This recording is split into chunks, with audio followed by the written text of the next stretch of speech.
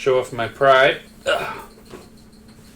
Anyway, why don't you go ahead and introduce yourself, your character, and tell me what happened in the last session.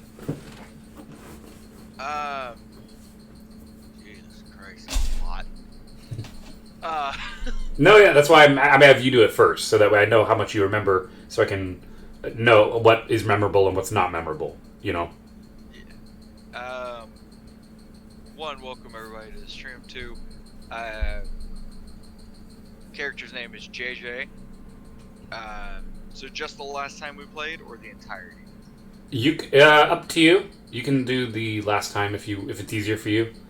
The first part did not much happen, to be honest, compared to the second part. So. Right. Well, it all led into this. Yeah. Long story short, for the first part is I went hunting, and essentially got screwed over by a bunch of bullshit. That no matter what I did, essentially the government had decided they really wanted to fucking arrest me. Yeah. And when they decided to come and try and arrest me, it didn't end well for them. But I did get arrested. Got put through a entire process with another guy, which was a testing phase. I still have 2 poison cookies in my pocket. Hell yeah. Yeah, keep track of your inventory for me, because I have so much stuff already open, I can't always view your stuff. Which reminds me, I still have this tab on my fucking... Where's my inventory? Hold on. It should be there. One of my Word documents. I have, I know what your weapons are. I mean, I have that. Because I know you... Yeah, I know you have the Viro knife, you have a Series 3 bolt rifle, and a Series 2 pistol. And Series, for the record, for everybody, is a company. It's not actually a classification. The number itself is the level of like how primitive it is.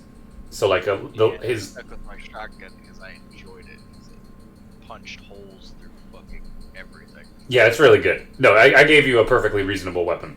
And just so everyone knows, also, I'm not keeping track of ammo because that's fucking stupid when everyone's using guns. I'm not. Here we go. It's too damn hard. Presumably, he has like a little box that can convert energy. He can convert like raw. You can just rip shit off the wall or from the ground and just stuff it in there, and it pops out bullets. Like, it's not a big deal. United Earth League, Service 3 pulse rifle, 4 bludgeoning, 8 piercing, vibro knife that does 2 damage. When it's heated up, does 6 fire damage. I have cloth camo, an oxygen mask, the militia carry Series 2 pistols. The mayor of Vancouver is Chancellor Regis. Regis, yeah. But Frederick Fiddlesticks is my wine guy. Beastly Willoughby is guns. Buford Nordstrom is a city cop. My number is 623. My rival, who went through the whole thing with me, his number was 512, who I decided to spare at the end.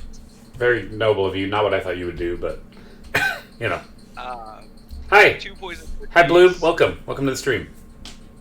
Sorry. Chris, Velocimer's Mark III has armor plus 2 to save. Chris, wait, I'm sorry, Chris Philoxmer? What did I? Vectormer. Vector. I'm bad at spelling, so it's not better. Okay. Carl's the leader. Clan 0 is full of all the innocent people. Clan 100 is the dumbass number. The guy who's like super, woohoo for, Right. Clan 200 is humans that are not numbers. Clan 300 is the one that had the rich guy in it, who his family's been doing this forever and thinks it's just gonna be a fun romp. Clan 400 is the smith and steel workers. Clan 500 is the criminals, and Clan 600 is my clan, which is the hunter. Wait, what was Clan 500? I'm sorry. I'm rewriting it down for everybody to see. Clan 600. Wait, what? Clan 500. 500. 500 is criminal. Yep. It's all the scary motherfuckers who didn't like it too much. No. No, they did not. Yeah, fucking, And these aren't clans; they're squads. They're like platoons in the army. Yeah. Clans. Okay. That's because they all just kind of have their own motif. Well, that's just how the government decided to organize them, so they gel good together. Because if you mixed all these different people up, it'd be infighting and it'd be bad. You know. Yeah. That's why. And then we've got the last time we went through the whole testing of everything. I found out that there is technology that can replace limbs super easily, but it's not fun. No, it's not fun. A fun time. Not recommended. Don't do it. No, it's terrible. We're on a ship headed to wherever the fuck. One of the chunks. We were headed to one of the chunks, but we didn't they didn't give us details on anything other than you're going here. Right. It's kind of the theme of the whole thing is that the government doesn't tell you anything. Yeah. But yeah, I think that's pretty much. No, that's good. Wrap up because that last one was pretty much just all the tests. Right. The last one was you getting captured, getting tested, and then being sorted. Yeah. And then now we're on the ship. So you have there's new info for you now. Hooray! Because we ended kind of abruptly because it was getting late. So I didn't get to give you ship information. So we're going to do that right now. So if you have your notes ready, I'm just going to spit some stuff at you. And I'm sorry. Sorry for everybody. This is just going to be straight up just giving out information in kind of a quick manner so I can get to the fun describing part. Because he's supposed to already know this stuff. Because as you were being boarded onto the ship, because you had actually ended in your room, I believe, where you had your AI assistant again. Yep. And they gave you the information about how you shouldn't try and have sex with the android helper because of accidents. Yeah, whatever you do, not try and fuck the droid. Right. Which makes sense. It's metal, you know. Yeah. Probably a bad choice. Not that kind of droid. Right, but the fact that they have that warning is means that somebody tried. Right. So the ship you're on is actually it's funny enough. It's just called the Explorer 6 because there's 10 ships actually. Because again, I didn't get to explain it, but each of your platoons are in their own ships because they can only make the ship so big. So you're just on the 600 ship. So you're on the Explorer 6. That's the name of it. And they called it that. Fucking D-Day U-boats, but in space. Think of it more like all the other enterprises and stuff. That's not better. They're explorers. They're there to. I mean, that's the government's public image. From the news broadcast you were listening to, how they're really excited to go explore to reach the next chunk. No, I know. My brain just went a bunch of soldiers on a boat. Yeah. A lot of boats. Well, there's more than... Okay, so as you were boarding, your group, you're just the soldiers. You don't have any, ship knowledge, because obviously you've never left. There's actual engineers and ship tech... There's other workers besides just the soldiers. Sorry. One important part that I forgot to mention that the stream should probably know. We met the fucking president, air quotes, who walked out with 4 fucking super androids, and a motherfucker took a shot at him and didn't even flinch. Yeah. So yeah, his what I named the president? Oh fuck, I forgot. What? I think maybe that's who Chris Vector is. I think so. I think that's Chris Vector. Yeah. That sounds right. Because I was thinking, who the fuck is Chris Vector? I'm like, oh, that's the president. Okay. Okay. Just go put another thing next to him saying Prez. Yeah. Yeah, he's a scary guy. He's not to be fucked with. Yeah. Because he was so badass, he didn't have a shield in front of his podium or anything. Yeah, no, he just stood there and fucking meat-mugged everyone. In front of everybody who all had weapons on them. Yeah. An entire room full of fully armed people. It was just yeah, this is fine. It was 1,000 men in total, because everyone was grouped together still. Yeah. Yeah. Anyway, So yeah, when you were last on the ship, you essentially got introduced to your android companion that you haven't assigned a name yet, because it doesn't technically have one. You can assign a name to it now if you'd like. No, I'm fine. Okay, sure. And this android will be like kind of with you, like in the ship. Like it's not just like stuck in your room. It's like it'll be monitoring you like anywhere you go in the ship. So if you need something, it'll be there. If I feel like naming him, I'll name him later. Okay. For now, it's just whatever. It's just a droid. Okay. Yeah. If that, it's yeah. Yeah. Fucking AI assistants. Okay. So you're in the room. It's pretty. Everything seems pretty good actually. You're free to wander around and explore if you'd like, or you can stay in the room. You know, it's up to you what you want to do. If you have anything specific you want to try and figure out, if you want to try and craft something, or you know. Did I need any more ship info, or was? Oh yeah. So the ship has 5 decks, and yes, I did make a map for every deck. There's you would know as you went in, you guys boarded on the bottom deck, and your room is actually on the bottom deck of the ship. Okay. Right next to your room is one of the blast doors, and all the doors in the ship are blast doors, just in case there's an internal fire. Because again, the society is actually pretty good at safety stuff when they actually care about it, because they don't want their men to die too early. There's a right, and your room is right next to a storage room, and then beyond that, there's like a kitchen area, and then a small engine storage where like the engines would be powered and stuff and worked on. So you're like inside your room, even though the room is quite isolated, but if you were to open the door, it'd be like a loud like you could hear the engines going. Oh, good. Yeah. So I'm near the engine.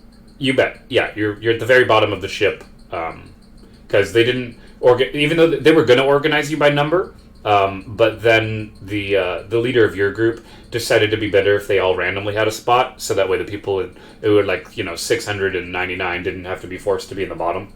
So you happen to be in the bottom now. He drew straws with everybody, and well, like the top 5 600s, and yeah. He drew straws with everybody except for you, because you showed up. Kind of. Well, no, not kind of. Like he's just kind of like the head poncho. Yeah. Yeah. So that's kind of your area. You know that if you go forward, there's an elevator shaft, like an elevator lift that'll take you to the other floors. But each the ship was designed before elevators were thought of as an idea, so the elevators don't actually make any sense. So you have to kind of go back and forth through the whole decks of the ship to climb it. They were built like each floor only goes to one, not through all. Right. Okay.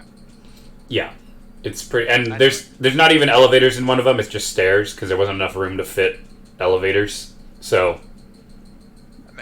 Yeah, it's a pretty cramped ship. They're not spending a ton of money on, making. Which floor only has stairs? Let me check. That is the connection between level 4 to level 3. It's not one floor; it's like 2 floors. Because like there's a stairwell that goes in between floors 4 and 3. Yeah. I'm writing. Okay. Yeah. I have an actual map, but I can't show you it. So. No, obviously. I'll do my best to describe things that you would reasonably know. You know the general concept of the ship. Like, they did technically show you a floor plan, but it's not very well updated, and obviously you're limited in where you can go, because there's, like, staff area and stuff for not the soldiers. Your guys are actually meant to just stay in your bunks and just be served food. Show up. Right. For the most part. But there is technically, like, a communal area in the ship. It's very industrialized. There's not too much, but like all the eating areas are technically also considered like a social area where people might go to hang out and stuff. As well as people working in the storage room. They're trying to. Some of them are trying to modify their weapons because some people most people had to take the standard rifle that the government was handing out, but some people had like one dude showed up with a chainsaw. Not a very. Well, because it was bring your own weapons kind of a thing, and he was a lumberjack, so he brought because you're like in the lumberjack group, I believe. Yeah, I think that's what I said. I'm in the hunter group. Hunter group, yeah. So yeah, kind of stuff. He's in the woods. Yeah. You know how it I is. just love the idea of lumberjacks and hunters being. You're both in the woods. It's fine. Yeah, well, the government doesn't care that much. They're not that specific. But yeah, so there's all people trying to so that guy's trying to find another weapon, for example. There's things to do, but I won't blame you if you don't want to leave. It's not a very nice ship to, it's not pretty. The inside of it, I would describe it as kind of like the Tanev. It's very clean, actually. It doesn't look shitty. It actually looks nice because, there's some standards. Right. Yeah. So besides the soldiers, there's a kitchen staff. There's a cleaning staff. I should write this down.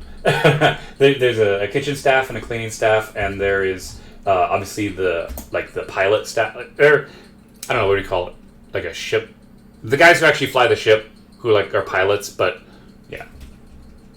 Yeah, it's just a ship crew. Yeah, ship crew. That's what it is. Just a general ship crew. On top of the cooks and the cleaners and engineers, of course. Because you can't have a ship without engineers. Because that'd be silly. I mean, you can. It's just probably not the best. No, probably a bad choice. If something were to break, they need to be able to fix it. Yeah. So you guys don't have hyperdrives or anything, because they're not. You just aren't that far ahead in technology yet, and so it's gonna take. Yeah, it's gonna be a long flight. So this ship is kind of going to be like your new home for a little while. So you're going to go ahead and be greeted, the next day after this is stardate, I guess 1, right? Your first stardate of being fully in space. Inside of your room, it's all very clean again. It's all white and pastel, and you can see that you get woken up with just kind of a not alarm, but a light that just shines in your face. That's almost a UV light that's meant to just wake you up, so it's not loud though, so you're not damaging your ears, because they'd rather fuck up your eyes. Oh yeah, perfect. Yeah, it's automatic. You can't turn it off, and so it shines a light in your face, and you can wake up, and upon waking up, you're greeted with kind of a robotic message like, "Oh, hello, sir. I hope you had a peaceful night's sleep. Would you like to have some standard refreshments for you for your morning meal?" What's standard? And the AI kind of marches over to the table, and from the table a little circle dips down. You're a chink, and it rises back up, and there's a plate with a couple packages on it, and the android's this is what we consider to be standard for all soldiers in order to keep them combat effective during our travels without having any exercise facilities. That does sound nice. Yeah. What flavors are we talking about? So do you you're just gonna stay in the bed and just let him tell you? Laying in bed, just listening for him to fucking. Okay. So the android's he's woken me up with an annoying light. He doesn't get me full attention yet.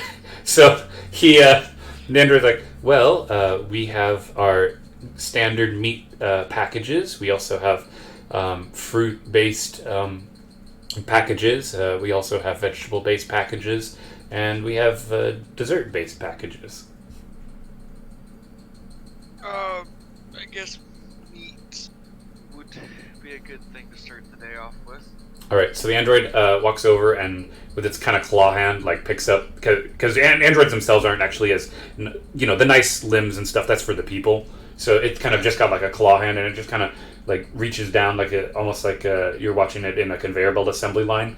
It extends its arm, lowers, grabs it, and as it twists over and slowly rumbles over to you, and then undoes its claw, and then it drops into your lap, and the package is brown, and there's a picture of a little boy who's just waving, kind of like a 50s artwork, and he on the front of it says "Meato," when you want meat, but makes you say "oh."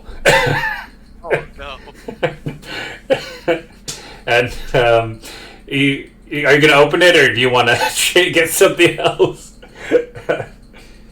No, fuck it. Let's eat the meat. Okay, so as you open it up, you can see that it looks like a charred brick. That is brown. It's a brown charred brick almost, but it's meat. It's not like actual brick. It's a meat. It's a meat brick. It's just not appetizing to look at. And as you hold it, actually, the android looks at you and says, "Would you like me to rehydrate it for you?" Yes. Okay. So the android opens up its chest, and there's a little like water gun kind of thing, and it kind of just like sprays it. Not like super hard. Like, it's not gonna make you wet, but like the water, it sprays enough that your hand gets kind of covered in water, and then the meat suddenly like it takes a moment to absorb the water, but then it like poofs up a little bit, and it looks like you're just like holding a meatloaf. Is what the closest thing I would describe it as. Sounds about right. You could hydrate it yourself by just putting it in some water, but the android always, every morning, will offer to do it for you. Because he's a nice guy like that. Well, he's your personal android. Everyone has a personal android for this. Yeah. Yeah. Just holding a meatloaf. I woke up in the morning and now I'm holding a meatloaf. Yeah. It's one of those things. Yeah. Yeah.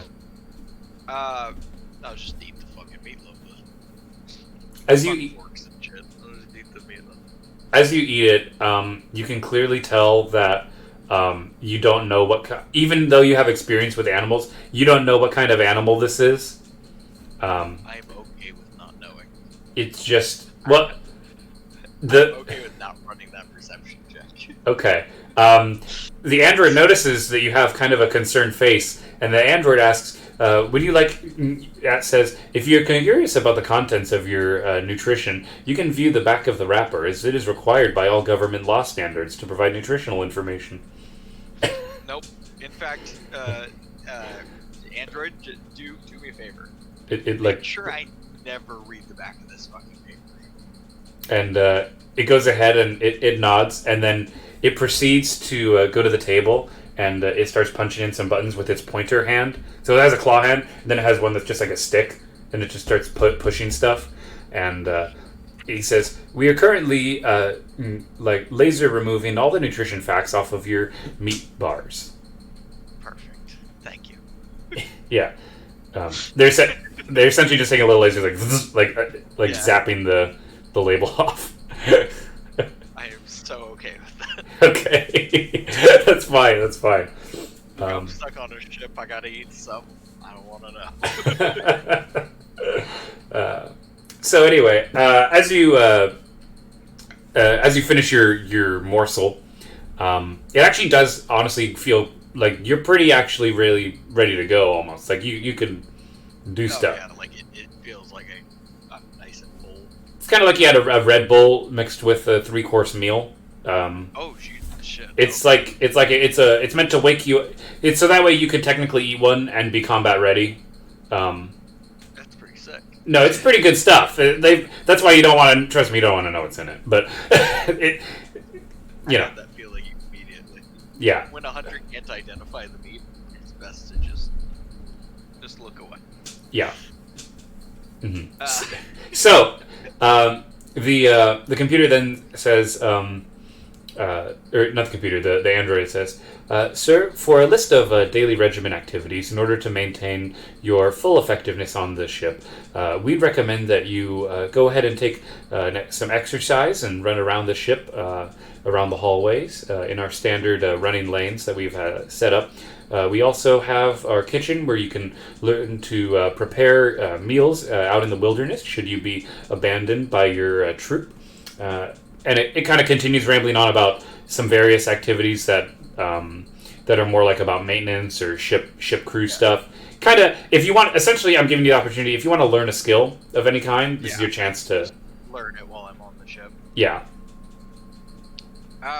If there's something you think you would need or your character would need, even though your character's you anyway, but you know. I feel like I've got food prepped down. Mm-hmm.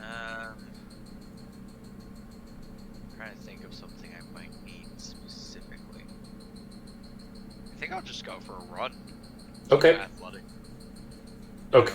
Okay. So as you exit your quarters, you can see that there's already other people already running around the course, and you notice that they're all wearing like the stuff that they have from home. They haven't like there's no like uniform yet. Yeah, no one's swapped into super special jogging outfits. Right. Well, no, but they're not even wearing like a standardized military like stuff. Like you still have your camo stuff. Like you're still looking like you. You're not different. Good. Right. They haven't. No one's taken your clothes away yet because you're still. This is like a casual like not. You know, you're not required to be like. Do I still have the armor that's bolted to me? Yeah, you have everything. They haven't taken anything because they wanted everyone to be because they can't afford to give you armor. You know. They let you keep what they have, and like I explained, they're not worried about a revolt because of their advanced security measures. Fucking super powerful robots that don't give a shit about your gun. Right, like they don't care. They couldn't care less if you have your own stuff.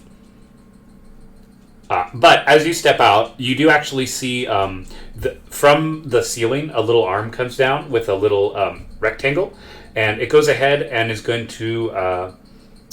Sorry about this. It's going to go ahead and stamp you, your forehead, with a barcode and a chevron underneath it, and a 6 to signify your rank, your platoon squad, and then the barcode is so that way androids can recognize you as a friendly.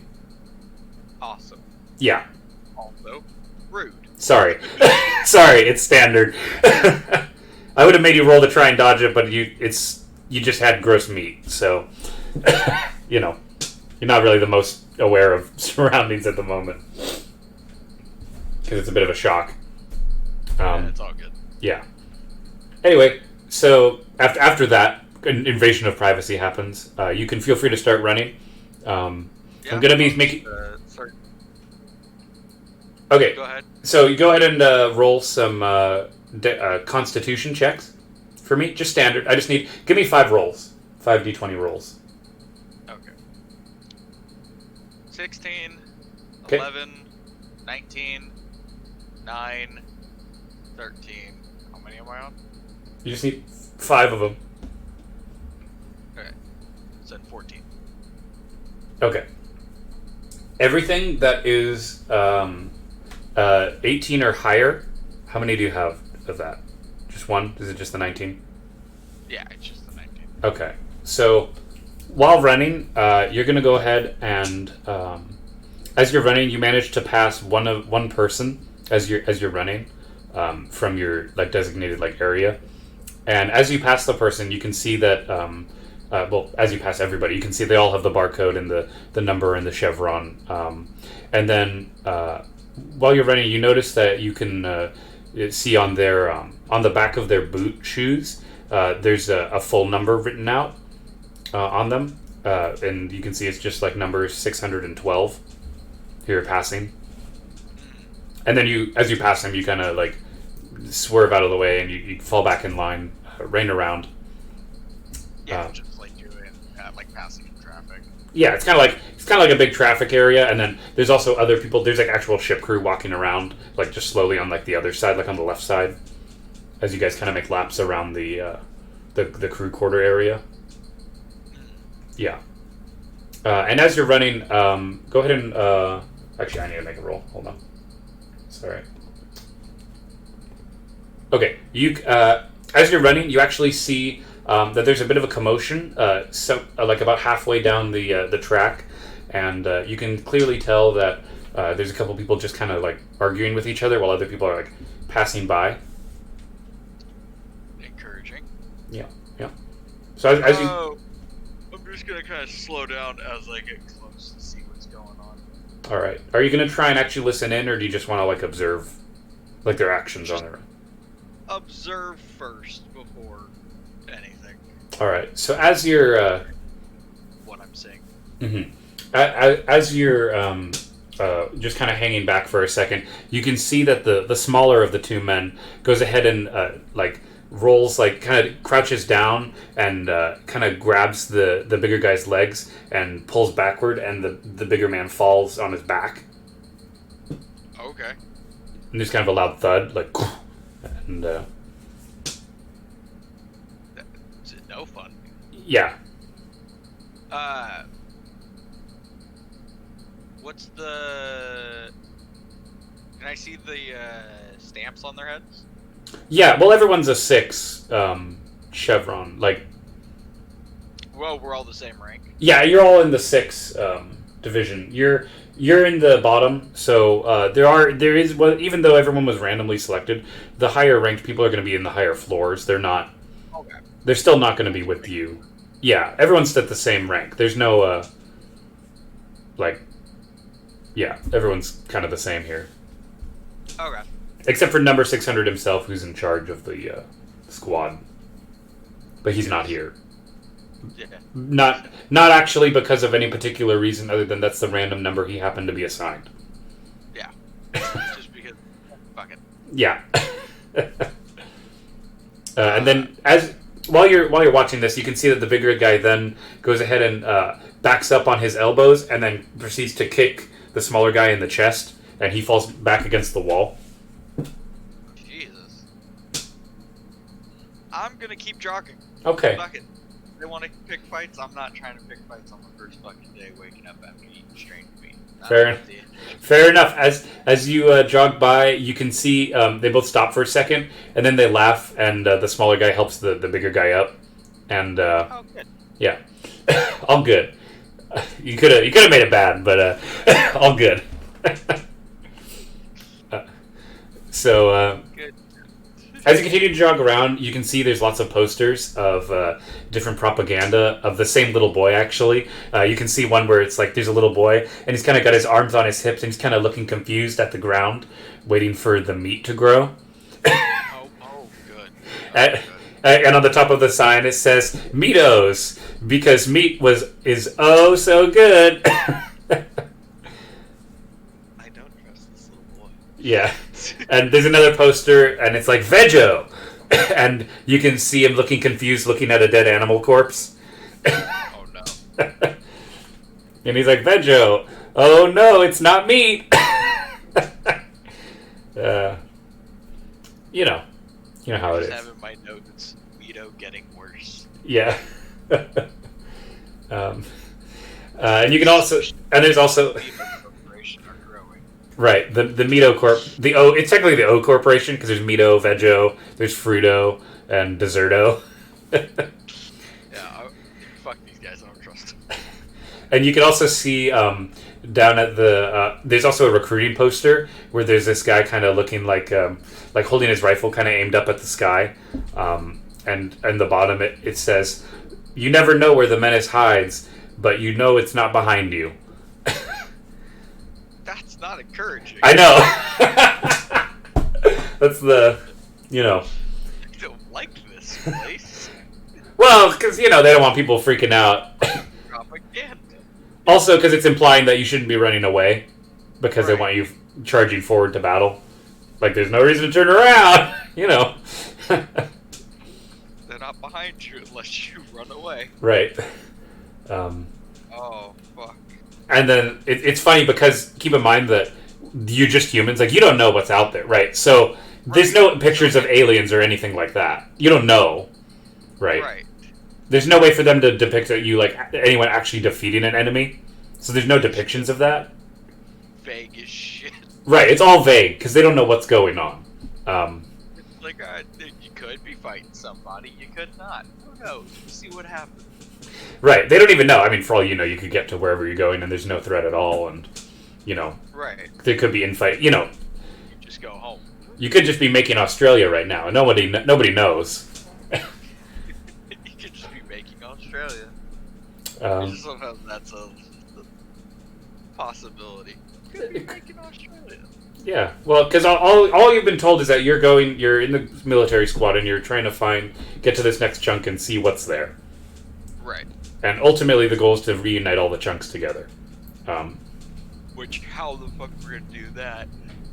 Yeah, not very clear. So as you're jogging around, as you're starting to make the loop around and head back towards your cabin, an announcement comes on, and it says, "This is the ship, Captain.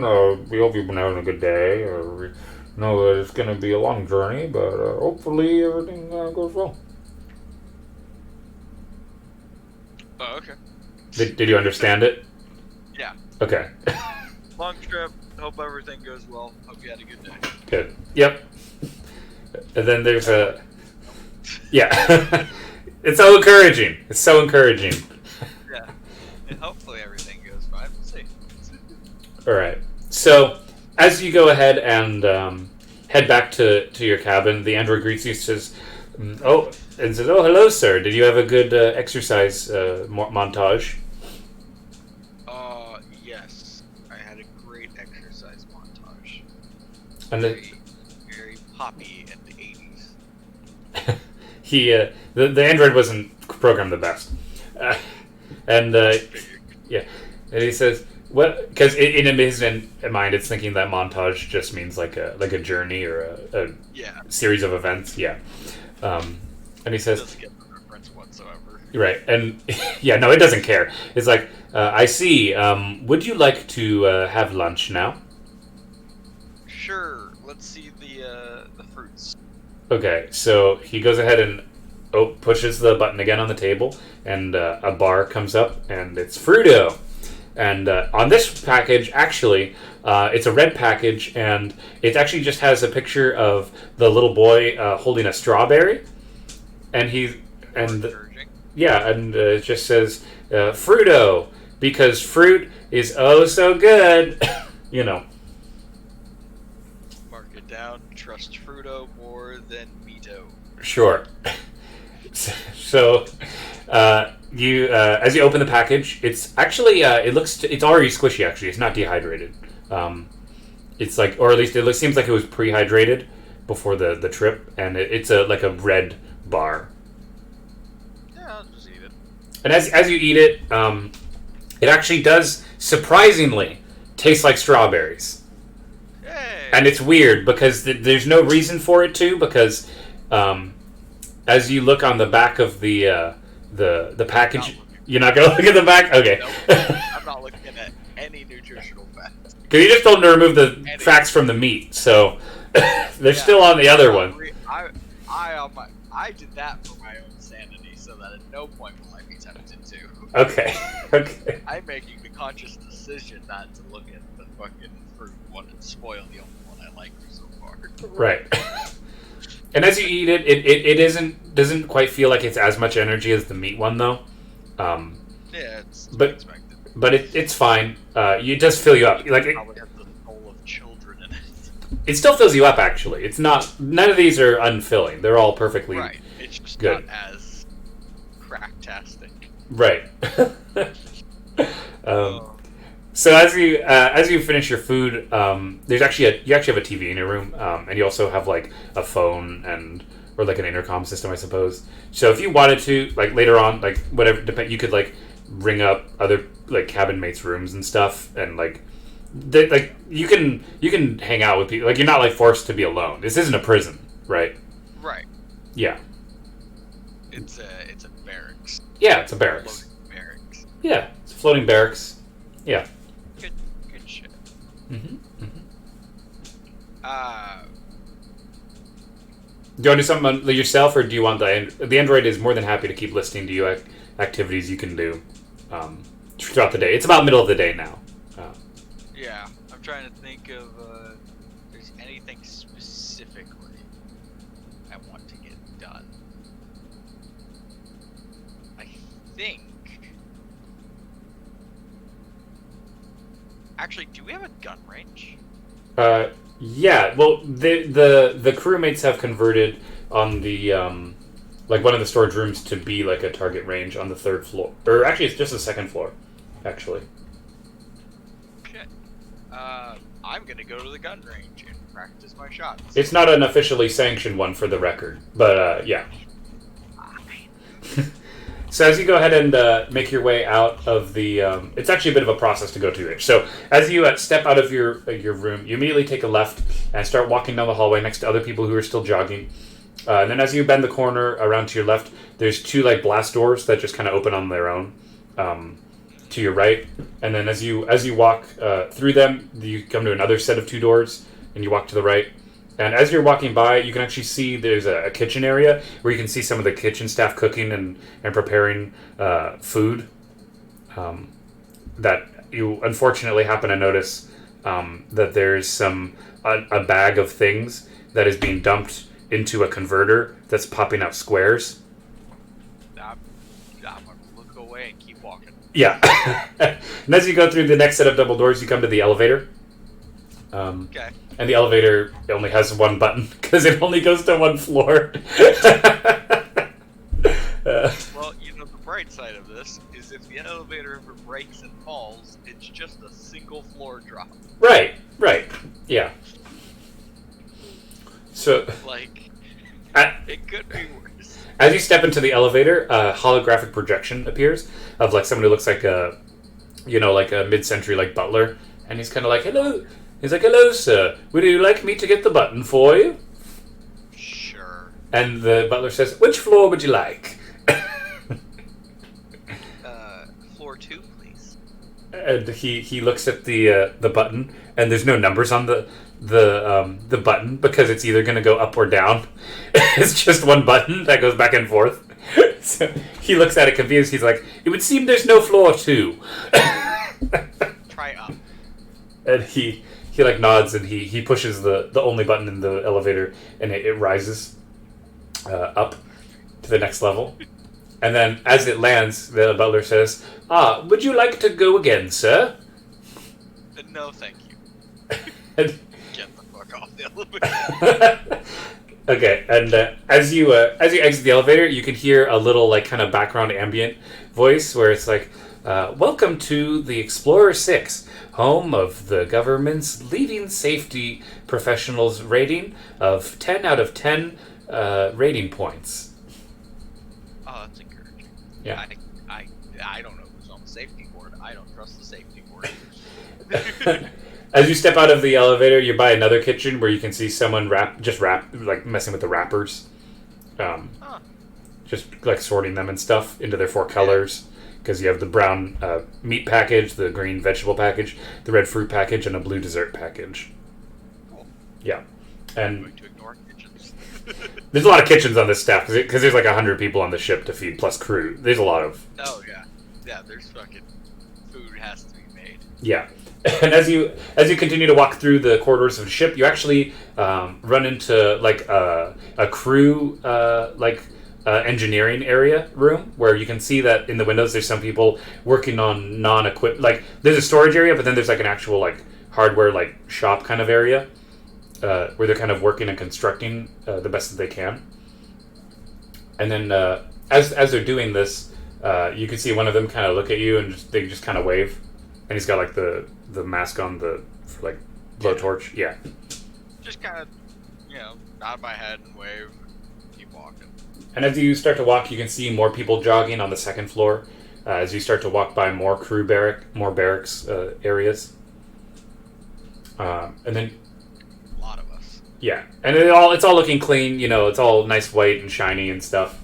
People aren't even making scuff marks on the ground because of how clean it is. Jesus. And as you're walking by, you see more people like 637, 645, all that. Yeah. And they're all kind of looking at you, and because it's all randomly rooms, they just assume you live with them. They're not all that worried about it. They haven't realized I am not from this floor. Right. And as you go ahead and turn the corner, you enter another double doors where you can see an actual like eating area where people can sit down and eat, like a canteen, not a kitchen. And you can see some people sitting around eating and talking and stuff.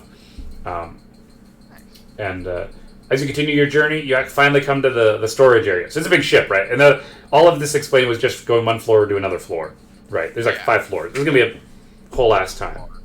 Yeah. Anyway, as you walk in the storage room, you can hear the sounds of the regular phase rifles being shot. Good. And they're like hitting like cans and stuff, and they're like it like not disintegrating, but like it makes a little char hole. Yeah. Yeah. Perfect. Uh, can I see the? So I'm like in the You just shooting gallery. Yeah, you just walked in. Yeah, Perfect. yeah. Uh, There's like a couple guys there shooting already. are there just cans set up, or should I set up my own can? You should set up your own cans. Okay. And there's plenty. I mean, like you're kind of in the recycling bay that they've converted into the shooting range. It's not really a shooting range. Right. And just making sure because I don't want to fucking start shooting at other people's fucking cans. well, the other funny part is that since it's the recycling bay they've decided to take over, anything they shoot is now not able to be recycled. So perfect. This is a floating like planet essentially, right? Like it needs to be self-sustaining, and they're shooting the resources into ash. So This can't possibly backfire. yeah. So you go ahead and you walk over. As you pick up the cans, you can see the can says, "Oh, hi, I'm Cano." Oh my god. Four of them. Well, and what's funny is that on the bottom of the can, you actually are able to see there's a little label that says, "All goods and services provided by the O Company." So they're like the sponsor of the ship. Yeah. Yeah. I hate this fucking O Company. And you know what's great is that it's just OH. It's not even like I'm saying it as O, but like Oh yeah. it's technically OH. Yeah. Yeah. Anyway, so Oh, it's like yeah. fuck it. I hate this. In fact, you know I'll what? set up a few cans and get ready to take a few shots. Sure. You can actually go ahead and make an insight check if you'd like. To see if now after seeing the can and realizing it's a company and not just a clever like catchy like title or something. Insight is wisdom. It's wisdom. Wisdom? Wisdom. Oh. Yeah. Oh, I have no bonus on wisdom. Yeah, I know. I don't expect you to pass, but if you do, good for you. So it's just a D20. Just one d20 roll. Yep, I'm not making it harder or easier. I'm just testing your insight to see. 8. No. You as far as you know what? As far as you know, this company has nothing suspicious going on. Yeah. They're fine. They're fine. I don't like them, but it's not out of suspicion. Right. It's sheerly hate for the fucking jingles and Right. the fucking images. So as you go ahead and take these cans, you can see the different flavors like O red, O blue, O green. Like not flavors, they're just colors. Yeah. And you set them up in a little triangle, and then you walk back to like where they're all shooting. And you can go ahead and what weapon did you want to use? Oh, I'm gonna use my fucking hunting gun. Okay. Fuck you, triangle spread, destroy your soul. Okay. God. So you go ahead and prop yourself up. I don't know how are you gonna stand, crouch, lay down. Like I don't know what you're doing. I'm just gonna do you crouch on one knee and aim with the gun. Sure. So you're holding it pretty steady. There's no. Go ahead and roll dexterity just to kind of out of principle. I don't expect you to miss, but just roll it anyway. Okay, yeah, you're easily able to as you easily cock your gun with a loud pfft and a shot. Immediately, you see the single bullet fire outward, and then as soon as it hits the first can, it immediately splits in 3. But because it's a stack of cans, it actually just the other 2 shots just kind of fly into the wall, and the top can falls off. I forgot. I'm supposed to add my dex. No, those are saving throws, and then do I add the Hit. plus 2 to dex or whatever when I roll On your on the top part? I'm looking. So the top part is, yeah, you add the top part. So what happens is, so you have a proficiency bonus, right? So you would essentially, what happens is you roll a d20, you add in your whatever bonus you have, so your wisdom is +0, and then you would add in your proficiency bonus, which is also +0. Right. And then that combined would give you an insight check. For example, for dexterity, you'd add +2, and since there's no like shooting one, it's technically I forgot. Like when you shoot a bow, I think it's technically sleight of hand, if I remember right. So Should you also be +2. right. I mean, this is your thing. You shouldn't be missing. Like, Yeah. I don't expect you to miss. You'd have to roll pretty badly to actually miss your shots because you're a hunter. Like, you built this way on purpose. I just realized that when after I did it, I was like, oh wait, I'm supposed to have my bonuses because that if it is sleight of hand in Dex, that would have put me at 20. Is that right? When they shoot a bow in D&D? I'm trying to remember. I think it's sleight of hand. Actually, to be honest, what they'd really do is they take the weapon. The weapons have their own bonuses to hit. Actually, I don't think it's sleight of hand. Actually, I think I'm wrong. So for your hunting rifle, I'll give it a +1 to hit if you really want. Sure, I don't mind. Yeah, we can say it's a +1 to hit. Okay, I'm adding that in the notes. Same. Okay. That way we keep it simple. So yeah, you roll the d20, add in your skill modifier, then any weapon modifiers. To hit, not to hot. To hit, yes. If you want it to be hot, I mean, that's your choice. But it won't help you with aiming. Just makes me look better when I do. As you fire your rifle, one of the men actually turns over and he says, "Hey, that's a pretty good weapon you got there." As he's holding his standard government issued rifle. As he's using the gun that I decided not to take. Right. Thank you. Brought it from home. And he's like, what kind of a weapon is that over there? I've never seen something like that before." He's kind of holding his gun kind of casually now. It's a Series 3 pulse rifle. And he's like, "Oh, well, how did you make it to the split thing? That's really innovative stuff." It's just kind of what it does. He's not very smart.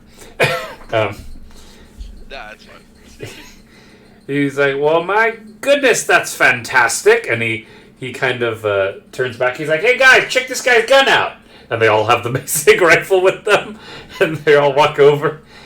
And you can see, actually, you're going to want to write this down. So you can see number 654. Okay. Okay. You can see 672. 654. 672. 72. 691. 691. And 635. Which one asked about the gun? That was 654. Oh, don't worry. We're fleshing all these guys out. Like right now. Don't Right. Fuck. don't worry.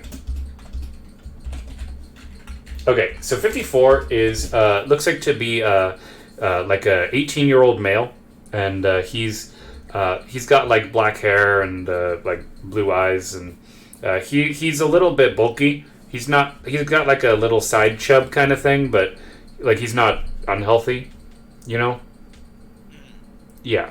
And he says, "Well, hello there. I'm 654. My friends call me," and then he like looks at them, and then all of them are like, "We don't call you anything."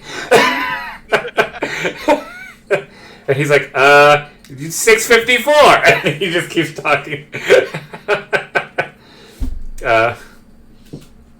And you can see actually on the other people are kind of laughing at him and behind him. You can tell just from looking at him, he's kind of the runt of their little group. And he's like, no. In all serious, my name is Marcus. Hello, Marcus. And my name's JJ. And he kind of smiles and he extends his hand for a handshake. Go ahead and shake his hand. All right. As you shake his hand, you can feel it feels like you're shaking a noodle.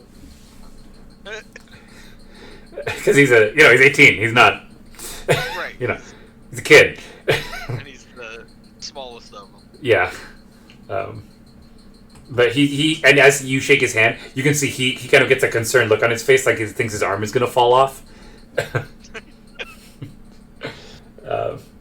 And then he quickly pulls his hand away as soon as you slightly loosen up, because he doesn't want it to fall off. And then Then the next guy comes up, and this man looks to be much older. He's in like his like mid-30s, and he says, "Hey, name's Chop," and he quickly grabs your hand without even your consent, like, and just kind of shakes it roughly. What's his name? Chop? Chop, yeah. Okay. That's 691. Oh, 691 is the next one. Okay. Is Chop, yeah. He's a bigger guy. He's 35. He's got brown hair, brown eyes. He's a white guy. I don't know. He's got kind of a more chiseled jaw. He looks a little more like this is his thing. And then, oh, you're still right. Okay, sorry. Yep. Sorry, didn't mean to. Giving description to myself for each person. Well, good. I don't want you to forget. So then, over kind of in the background, you see a younger woman, and she looks like she's about around 25 to 30 range. Okay. And she's blonde haired, blue eyed, kind of like very German looking. Which number? 672. Thank you. Sorry, I shouldn't say the numbers. I'm sorry. And she blonde hair, blue eyes, and kind of a soft. She's I don't know how to describe it. Kind of a soft jawline with high cheekbones. pretty. Yeah. But then as she opens her mouth, you can see she's missing 3 teeth to speak. Yeah. Because all of these people are still hunters. Like they're not. None of them are like Right. bad at their So, right. And you can see she's missing 3 teeth, and she has a scratch on her upper lip, like something clawed at her face. that seems about right. Yeah, and she doesn't shake your hand. She just kind of looks at you. She's like, and she's God, I suck at women voices. Let's see. You can just speak. You're good. Okay, she says, "My name's Andrea, and I'm not talking to you." And then she turns away and goes back to shooting her rifle. Okay, fair enough. Yeah, you can, and then 635, the last guy, he walks up and he's like, "Oh, you don't need to worry about her. She just didn't really decide to be here, if you know what I mean." And he's like like about 23. He's a black guy. He's with kind of long dreadlocks that has been forced. You can tell they forced him to tie it into a bun, and he's got like a really deep, almost baby blue eyes, and he's got like a thick kind of like goatee on his face. You got it all? Goatee. Yeah. I'm a slow rider. It's okay. No, it's okay. I'm sorry. I'm giving you a lot of info at once. No, you're good. He's like, "Hey," and he's like, "Hey, my name's," he's like, "I'm Lucas, and I keep these guys in line." It's nice to meet you, Lucas. JJ. And then Chop immediately like looks at you. He's like, "No last name." Quite literally, no. And then Marcus. Oh, go ahead. No, just everyone says that. I have no last name. You'd be amazed at how many people have that exact same reaction. And then Marcus is like, "Well, hang on a second, guys. We didn't tell them our last name." He makes a point. And then Andrea's just kind of like, "Shut up, runt," and keeps shooting her weapon. Oh, so I will say, just kind of vaguely judging by talking to a fucking Lucas, judging by the statement of she didn't choose to be here, some of you did. He's like, well, yes, well, I for one volunteered due to being slightly homeless after the government took all my things. You know what? Fair enough. If it makes you feel better, they broke into my house and tried to kill me. And Chop says, "Hey, that happened to me!" Yeah! And Chop kind of, he slaps his big meaty hand across your back, and you kind of stumble a little because of the surprise, because you weren't predicting that. He's just a big guy. That's all. Yeah, and so then Marcus is like, well, in any case, we noticed you're using a weapon that none of us certainly had the opportunity to use. Perhaps we could get one of those? I don't do requisitions. I had this from when I was a hunter. Lucas kind of like looks at him kind of scornfully, and he's like, "Don't ask the man questions. There's only so many people I can tolerate at one time." And then Marcus goes ahead and turns back to keep shooting because he's kind of done with the whole conversation. Oh.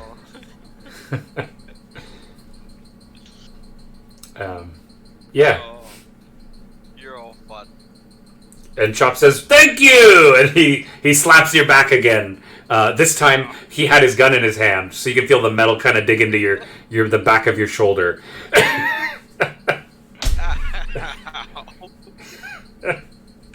Gun. And then he's like, "Oh, sorry!" And then he puts his gun down, and then gives you another slap on the shoulder.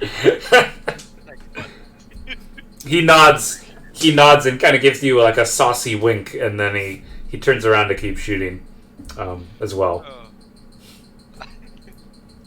I'm gonna go ahead and take aim at my cans again. Okay, you go ahead and take aim. You can go ahead and shoot if you'd like. Hey, we got a fucking 18. Oh, great! You as you fire, the middle bullet barely nicks the two cans, causing the bullet to split off, and both cans kind of explode and shatter. Actually, you actually, you know what? I want you to roll a. I'm sorry, I gotta find the stat again. I apologize. I should know this better. It is a. What do we call this? I guess. I'm sorry. I guess there's nothing for it. Just roll a d20 on intelligence. Sorry, I thought there'd be a stat for it, but I guess not. It's okay.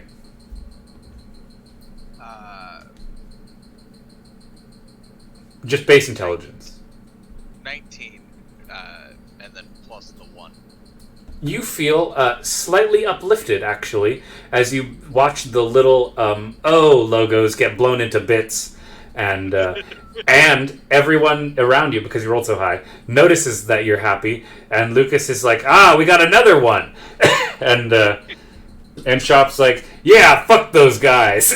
And they keep shooting at their own cans, and you can see it boosts their morale, and your little group is also blowing up their cans much more readily, as you can hear the repeated shots of their laser rifles. Fuck yeah, fuck the O Company. After... Yeah. Do you say that out loud? Yeah. As you say that, Andrea says, "Nobody likes them, nobody wants them, and it doesn't matter anyway." And she keeps shooting. Fair enough. And Lucas says, don't mind her, she hates everybody and everything. But we keep her around because she likes killing things. I mean, yeah, definitely helps. Mm-hmm. So, as you guys continue to shoot for a little bit, you hear an intercom announcement that says, "It is almost time for dinner. If everyone could please exit their..." And this is like kind of a robot woman voice. If everyone could please go ahead and return to their quarters so they can have their required dinner refreshments. We can allow you to resume night-going activities until required shut-eye. Alright, well, I'm gonna head back to my bunk. Nice meeting y'all.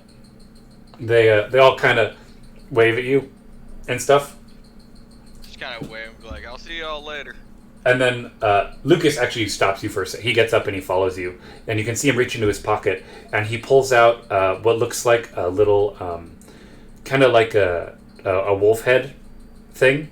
Kind of like mine, but it's not. It's like a front-facing wolf picture. Yeah. And stuff. And he kind of hands it to you. And it's like a little button. And he gives it to you. And he's like, "You're one of us."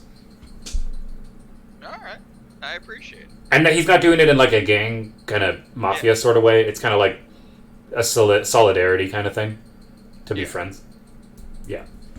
So anyway, so you go ahead and you just start heading back. You can see a bunch of other people leaving the kind of leaving the hallways to go back into their quarters as the hallways start to get much more empty. And as you go, right. So as you go head to the elevator, and you can see the butler's there again. Hey, bud.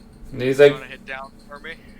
He's like, "Well, certainly, sir. I love going to all the places the elevator can take us." And he pushes the button, and it goes down to the only other floor. And he, as the doors open to let you out, the butler kind of says like, "Oh, I wonder where we'll go next time." I wonder. And you can see that the track is now empty as the multiple blast doors keep opening as you walk around the corridors to head back to the.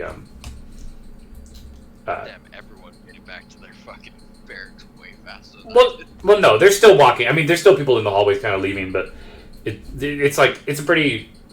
No one really mingled between floors like you did, so they're not like it's easy. It's easy for them to get back into their quarters, and like you had to take kind of a longer path. I had to change a whole fucking floor and everything. Right. And as you go back into your cabin, you can actually see, surprisingly, it looks like an actual cooked meal.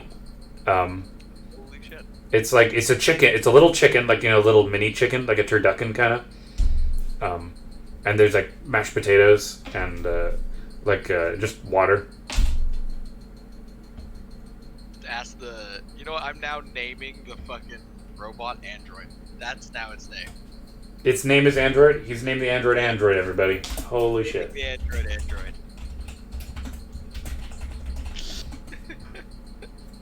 That's great.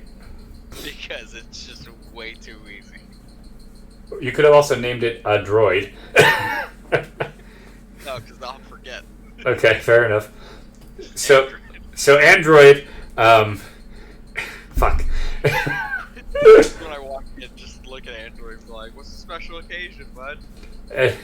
He says, "Well, for dinner, we like to provide our soldiers with a little taste of home based on your regional area. Seeing as how you were in the Pacific Northwest woodland area, we researched and found that something like this would likely be a common thing that you would eat back home. It's not, but they tried." I'm a bit southern. It's fine. They tried. They're not that good. Yeah, it's better than what I. Yeah. Jack in the Box, but sure. As you eat it, it tastes good. It actually tastes like a proper meal. It doesn't taste like fucked up or anything. Good shit. Yeah, and it's actually satisfying. And then Android says, "Would you like dessert to go with that?" Sure, why not? All right. It goes ahead and pushes a button on the table, and a blue package comes on up, and it's Desserto. Fucking O company, I swear. And in this package, you can see a little boy holding an ice cream as he looks at as he looks at a passing truck. Oh, good. Yeah. As you open up the package, it looks like a gray. It actually looks like a gray bar. Oh, good. It's not even actually blue. No. Are you gonna go ahead and eat it, or? I'm gonna ask the android: is there any health concern? At any point, has there been health concerns about the O company's food? And then the android kind of stops and does a little Google search in its head, you can see it's thinking, and it says, according to the search website, according to the O company website, there has been no reported incidents regarding the O company. What about other websites? And then it kind of looks into it, and it says, the O company is the sponsor of the ship, and therefore is not allowing access to sites other than the O company's website. Fuck it, I got him lonked. while, maybe I'll spend a few days on the shitter. Fucking martyr. Okay, as you eat it, it tastes like you're eating like what cement should taste like, but Yeah. it is food. You know it's food, Yep. but it's flavored like cement.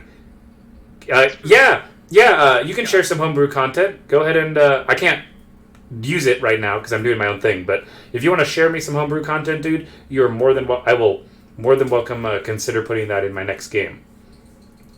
Super cool stuff. Yeah, go ahead and it'll be saved in the Twitch chat. It's fine.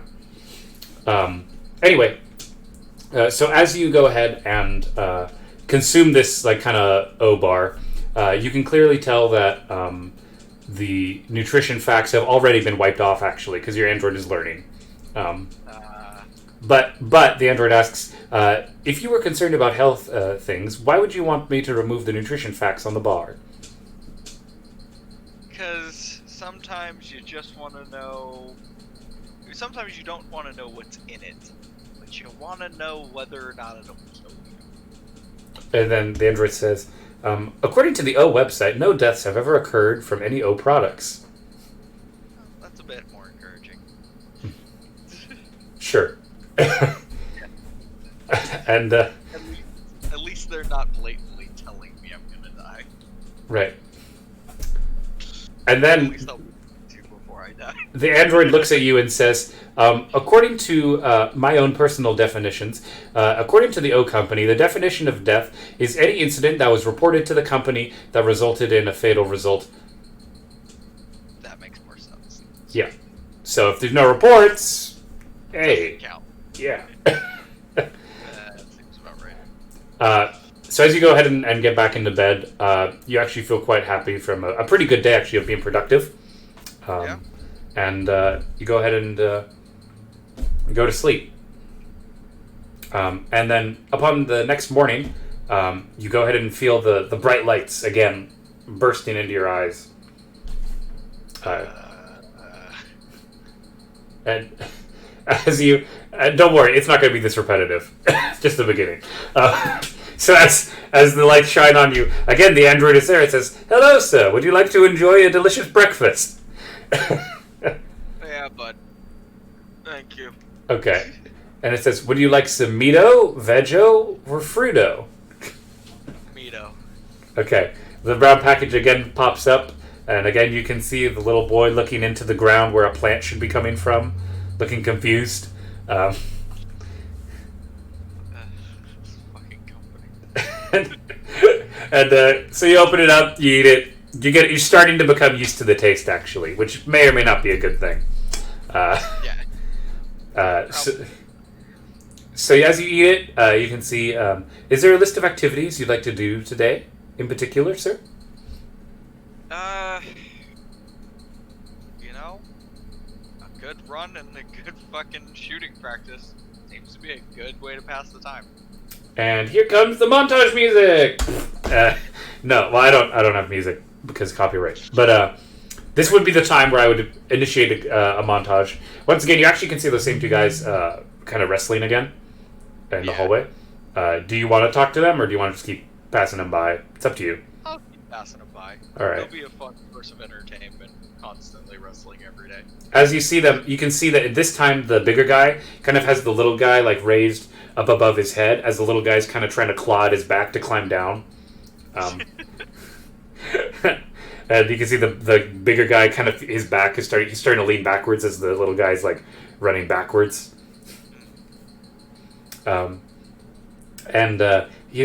So as you run by, you can see that the little guy like falls on his front, and then the big guy falls on top of him, falling backwards. Oh my god. Yeah. And so when you as you finish your run, you head back to your cabin. Again, the android's like, "Would you like some lunch?" Yep. Fruto again. And the android says, "You haven't tried Veggo yet. Do you want some Veggo?" Every 2 days, give me veggie for lunch. It nods and it says, "Sounds good, sir. Today's star date 2," and then a green package comes up from the table, and I should have. Yep. and it and it hands you the you walked into that one, and it hands you the green package. On the green package, again, you can see the boy looking confused at the dead animal corpse. It's not meat. And it does say it's not meat on the package. It's veggie, you know. Yeah. It never said it's meat. It's veggie. And as you eat it, it tastes completely like vegetables, but it's a bit chewy. And it's green. I'm going to make a specific effort not to look at the back. It's fine. The Android already disintegrated all the... No, there's no nutrition labels. You can't do it. Android is my best friend now. Yeah, unless you tell them to put them back on, like, they'll remove it every time they send the bar up from the kitchen. I can appreciate that. Yeah. So you go ahead and finish it. Again, you're not used to this one at all. It's the first time you've had it. You actually, honestly, probably don't want to get used to this one. So you go ahead and head back to the shooting range, and you can see your crew is kind of there, and they're all shooting with their regular weapons again. And this time you can see they've already set up some cans for you, actually. Oh, thanks, guys. And Marcus says, "Well, that was my idea." And then Andrea kind of hits Marcus over the back of the head. He's like, "Shut up! It was Lucas's idea."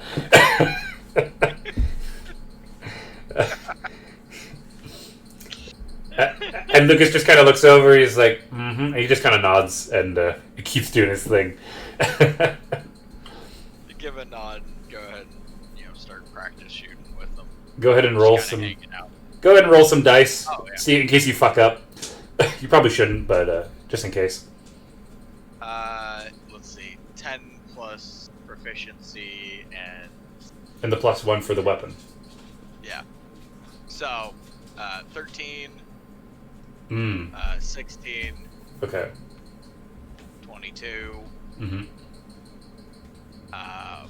and 9. So as you fire your shots in rapid succession, like it's like a pow, then you have to like kind of recock the gun because it's a rifle. Yeah. It's not semi-auto, if I remember right. Bolts. Yeah, it's like a bolt rifle. They all kind of, you notice after the second shot, as you move to your third shot, and how quickly you're doing it, the rest of the group kind of stops and they're kind of just watching you as the first can's getting obliterated, and then you like take out each individual can separately, and then while the cans are falling, those last 2 shots, go ahead and connect with the cans as they're falling midway, as the canos get obliterated. Good shit. And you can see Chop, he kind of claps. Like consistently. Yeah. Yeah. Good shit. And Marcus is like, "Wow, that was really good." And Andrea again is like, "Shut up." And Lucas kind of looks over to you and he's like, "I think she likes him."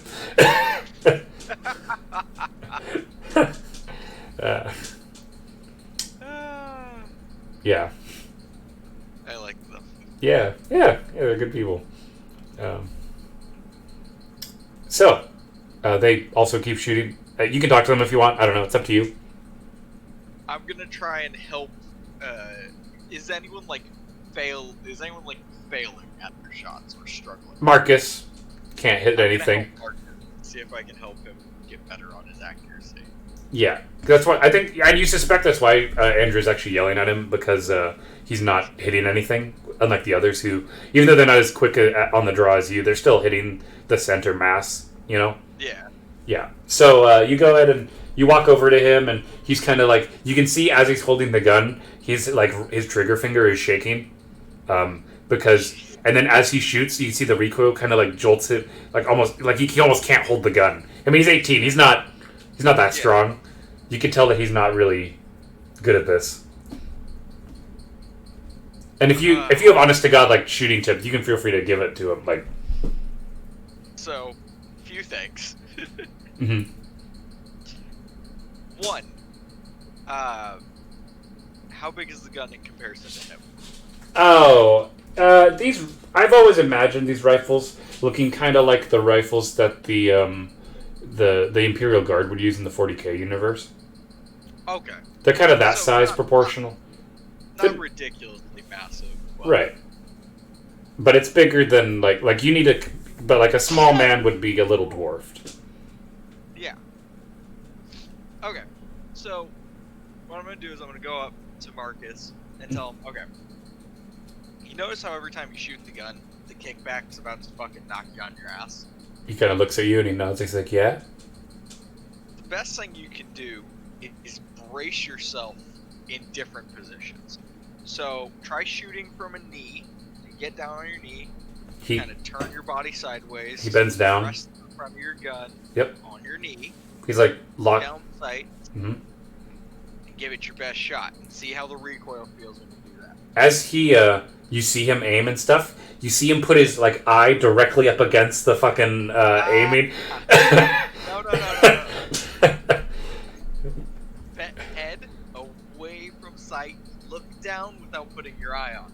If you do that, the recoil is going to shove it through your eye. Yeah. He kind of backs up a bit. He scoots back on the gun. And, it's all iron sights, just so you know. There's no, like, scopes. I've watched people fucking smash their face. So he holds the gun. He's like, and you can see his hand still shaking. He's like, "Do I fire now?" Take a deep breath. Okay. He like Look at your target. Figure out where you want to shoot, and as you release your deep breath, slowly squeeze the trigger. He nods. He's like, and you hear the laser kind of fire at an echo. You can see the smoke kind of as you're much closer to the rifle now. You can clearly see the smoke that puffs out a little bit from the chamber where normally a bullet would be expended, but because it's a laser, there's just the extra smoke from pressure. Yeah.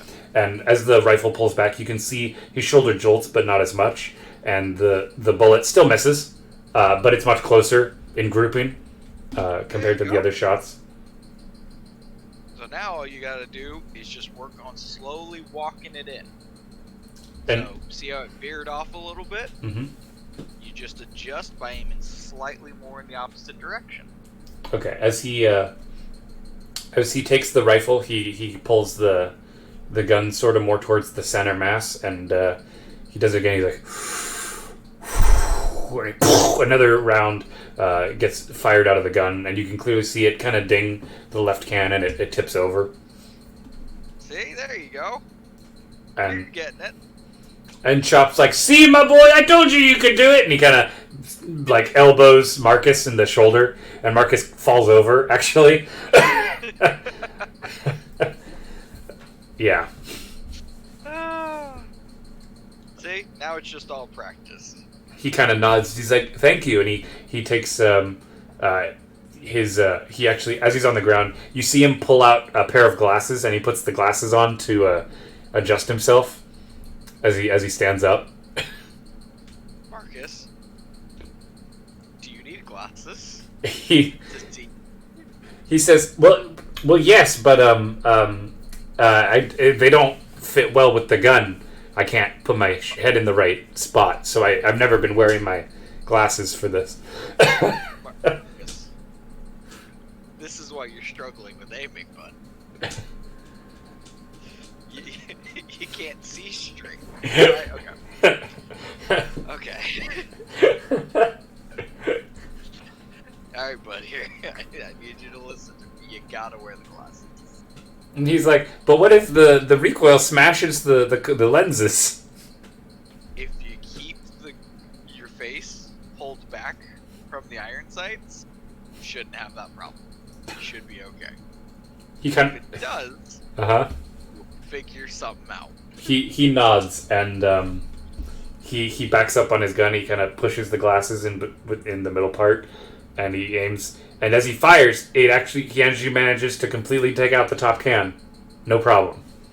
And he's like, "Oh yeah!" And he looks over at Andrea. He's like, "Why did you say to take my glasses off?" She's just gonna put my head in my hand, start laughing. And Andrea looks over at him, "Because you'd fall for it. That's why."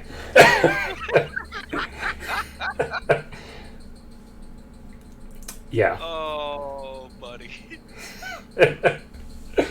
uh, and then and Lucas kind of is like just watching you all, and he's just shaking his head in disappointment as he's easily like taking out the targets. Yeah. Oh, but. Oh. Well, if anyone else needs help, let me know. He's like, Chop's like, you can help me, friend. Alright, what you got, bud? I need you to put the cans back up down there. Fair enough. As you walk out, obviously they stop shooting, and Yeah. as you pick up the cans, you can see that there's a new can color you hadn't seen before. It's O yellow. What in the fuck is O yellow? Well, there's also O red and O green and O blue. Right. You haven't tried them yet. Say that one out loud. What the hell is O yellow? You don't know. Unless you want to read the back of the can, I can tell you. I'm gonna call out to them. Do you guys have any idea what O yellow is supposed to be? And then Andrew's like, it's for fuel. Oh, good. Same guys that make us food, make us fuel. Can't possibly end poorly. Well, because it's not like the android's been offering you the cans. Right. You know. Like, that should have been the first suspicion, is that they're not offering you the canned food stuff. I don't trust O as far as I can throw the entire company at once. As you walk back, they continue to keep shooting for a bit, and then again the announcement lady says, "If you are all finished with your current activities, please report back to your cabins in order to get your meal sustenance." It's about that time. And once again, just as before, everyone gets up and leaves. Lucas kind of gives you like an approving nod, and he goes ahead and leaves you alone you're left alone in the firing range. Roll a perception check. Which would be just 20 plus perception. Yeah. It's always a d20, just so you know. Always. I'm just sure. I'm learning. I would tell you if not. Like if I'm making you roll damage. Because right now you're not attacking anything that has damage. Like damage, you'd be doing different stuff. So D20 is just any sort of check. All checks. Right. All checks are d20, yeah. Okay, perfect. And then plus my perception, which is plus 2, that would be a 19. Jesus. I told you I have good luck with this fucking roller. Whatever, mate. Maybe I should roll for you. I might. So as you start to leave, you hear kind of a little clatter behind you of some of the cans. And that's it. I'll investigate. Sure, why the fuck not? Okay. I'm gonna take out my vibro knife though as I do so. Okay, so you kind of holstered your rifle and you have your knife out. Are you going to be turning it on, like to use like the fire aspect of it, or is it just a knife? I'll keep it normal. It's just a knife for now. Okay. As you walk around, you kind of roll another perception check. Let's see if we can get good luck. Plus 2 would be 16. 16. You hear a fainter sound of cans moving, but it sounds like it's already behind you. Oh shit. Just kind of like slowly turn around with the knife ready. Okay. As you look around, you don't see anything. Interesting. Good to know. We'll keep an eye out for this. Okay. Just kind of like slowly back away from the cans with the knife out. Mm-hmm. As you It's like, mhm. Go ahead. No, go ahead. I'd rather you tell me what you do than I tell you. I mean, I want you to control your character. Once I get out of the room, then I'll sheath the knife. Okay. As you exit the room, you go ahead and walk back in the halls, and it's empty pretty much now because you've spent some time in the room, and it's quite well lit still. It's not dark or anything. Right. And as you walk over to the elevator again, the butler's there, and he's like, "Good evening, sir. Would you like me to get the button for you? Absolutely. And he's like, so where shall we travel today? I feel like we should mix it up and go down. He nods and he pushes the button, and he goes down, and he's like, and as the door opens, he's like, well, that was quite fun. I wonder where we'll go next time. I wonder, bud. And you go ahead and you can head back to your cabin. Yeah.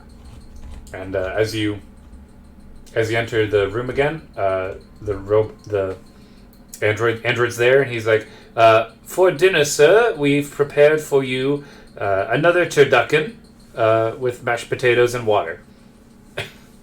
Sounds great. It doesn't change. Yeah. And as you eat it, it tastes real. It's good. Nothing wrong with it. Doesn't taste suspicious. No, not really. And then the android's like, would you like to watch some educational programming? Pass. Okay. Thank you, though. It nods and says, all right then, play an educational audio. And you can just hear, it's not long, you just hear it's like, fun fact of the day, did you know that if you talk aggressively to a superior, you could be qualified for excessive punishment? It's kind of like a fun fact sort of thing. Yeah. Just that sounds about right. Yeah. Seems about right. Right on point. Yeah. And then it asks, do you want some dessert after your educational audio? No. Not this time. Okay. As the lights shut off, you drift to sleep, and the ship. You can hear the ship as you're going to sleep. You actually hear because right next to the engines, you start to hear the engines rumbling a bit more. Like you actually notice it for once, because you've now kind of been more used to it. You can hear the engines kind of like it almost sounds like the ship's speeding up a bit. Interesting and not at all encouraging. Well, to be fair, there's no windows on this ship that you've seen, so Obviously. I haven't described the outside because there's no windows to look out of, so you don't know what their flight path is, because you're still leaving. Right, so I don't know why they're speeding up. Right. So there's just because remember the Earth chunks, they all broke away. You're not actually in the Milky Way. Like it's not our solar system you're in. You're in another. Yeah. We're out in the middle of fucking the boonies of space. Right. As the next morning as you wake up, you see. You actually find that when you wake up, the light is slightly burny smelling. That's not good. And you notice a little bit of your hair is a little burnt. Oh, good. And yeah, go ahead. Can I roll a perception check to figure out what the fuck's going on, or attempt to? You bet. Go ahead and try. Yeah. Aha! What? Show that on stream. I rolled a 19. Great. So that would make it 21. Okay. You can clearly tell that the android today looks a little bit more concerned than normal. Always encouraging. Yeah. And it says, here, sir, would you like your breakfast? And it's the meato. How's the ship, android?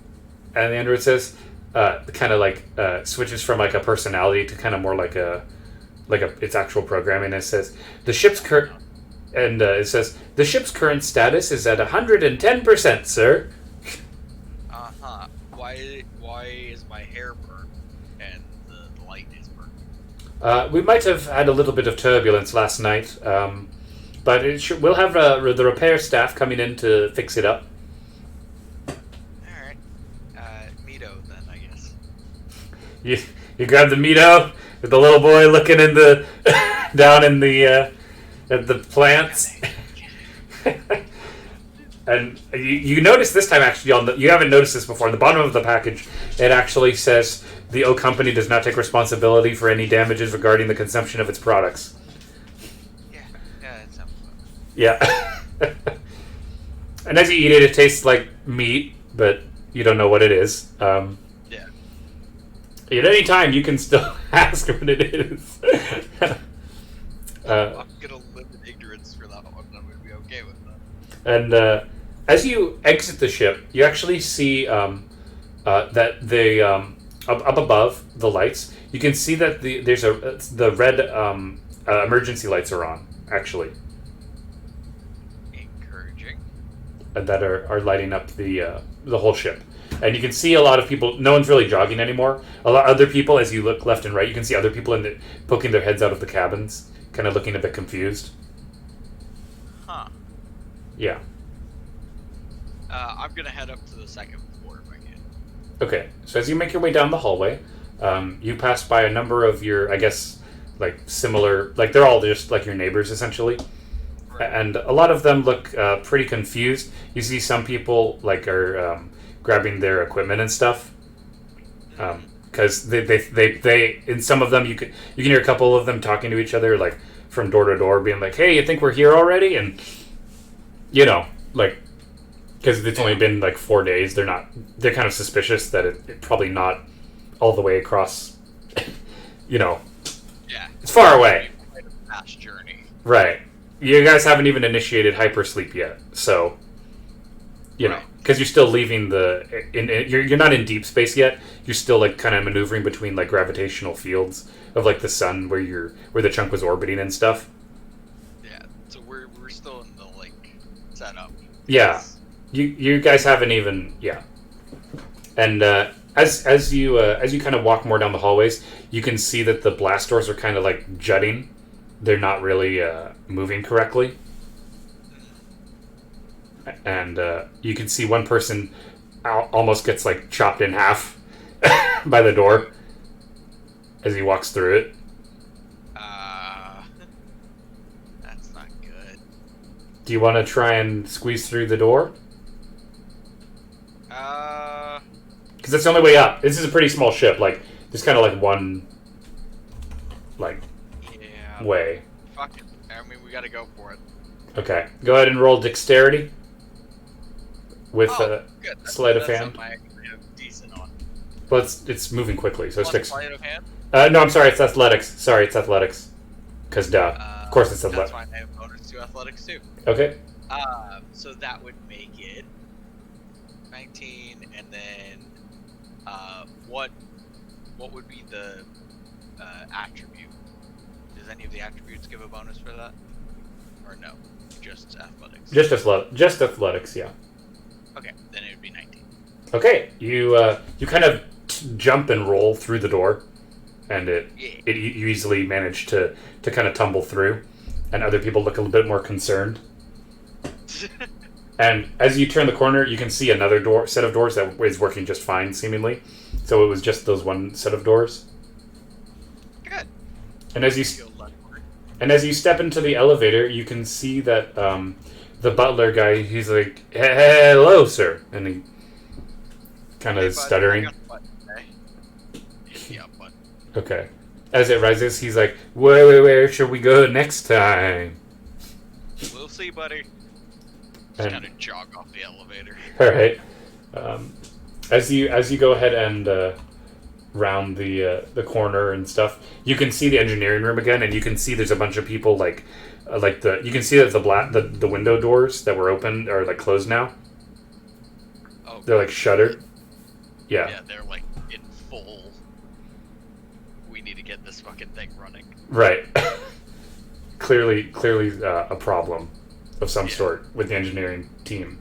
And as you walk by, you can see there's more corridors and stuff and rows of where people would be sleeping.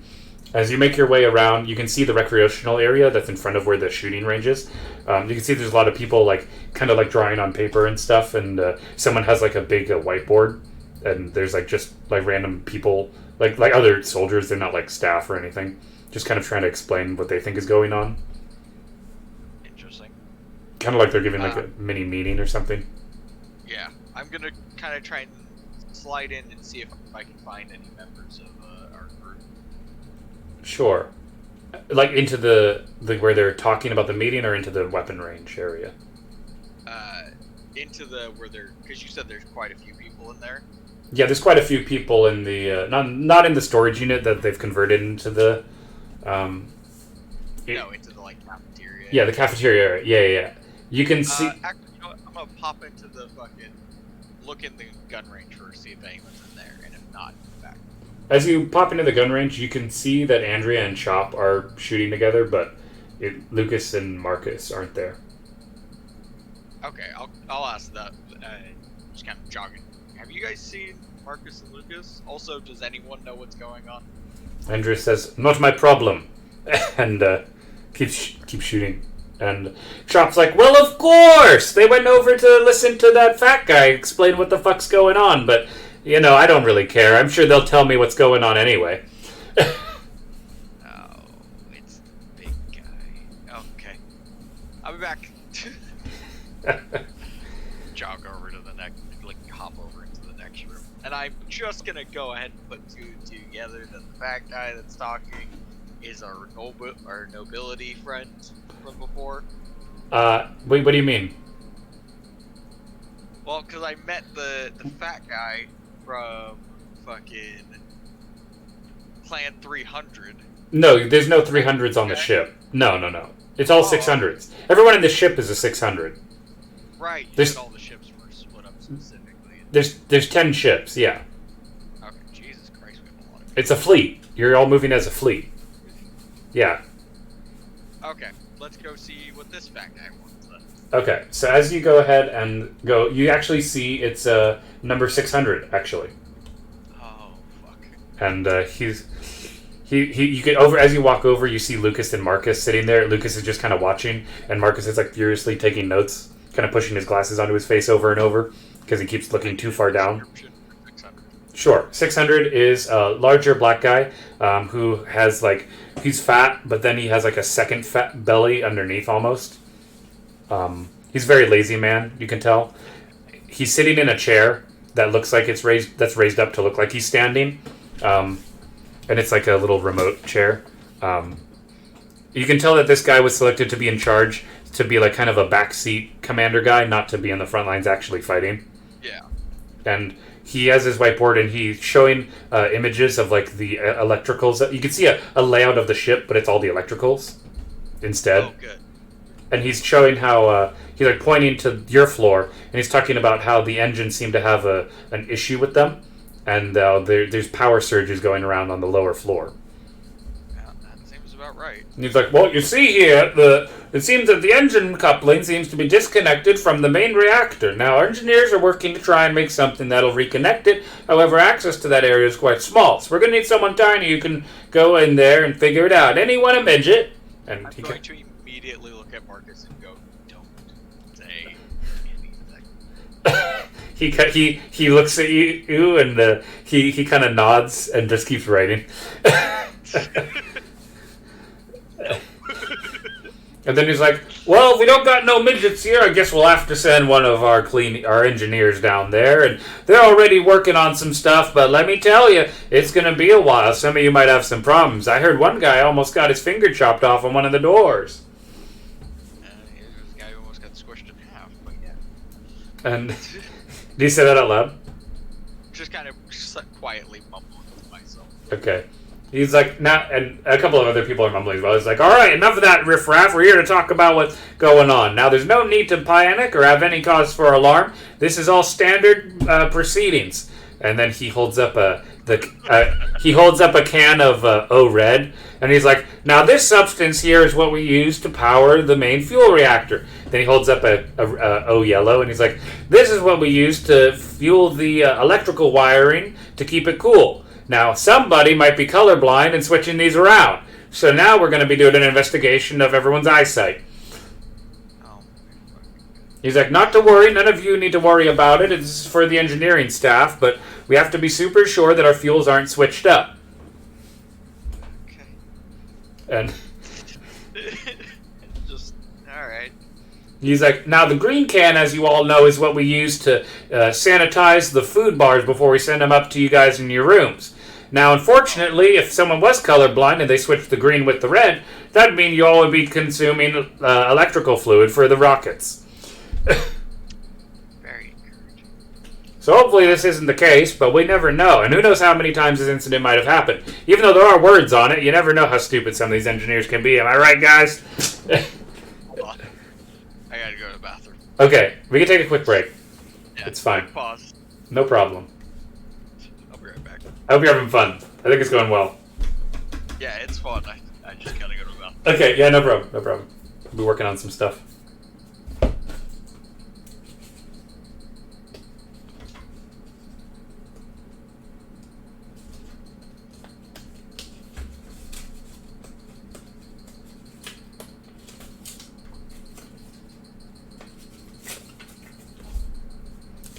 This is going to be a quick break, by the way, kind of like a mini intermission. I'm not getting up out of my chair or anything, but this is a time to go pee or do something if you want.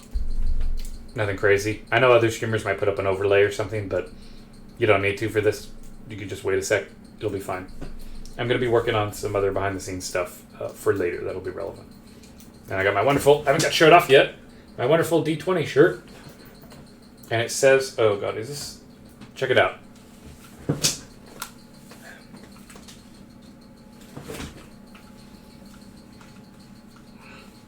It says crap on it, and that's super great. I absolutely love it. I think it's a great shirt, just for the record.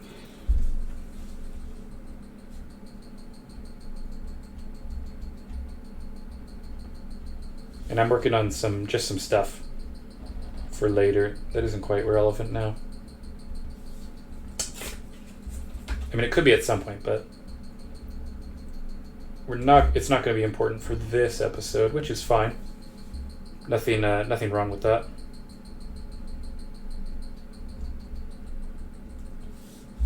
Okay, let's see here.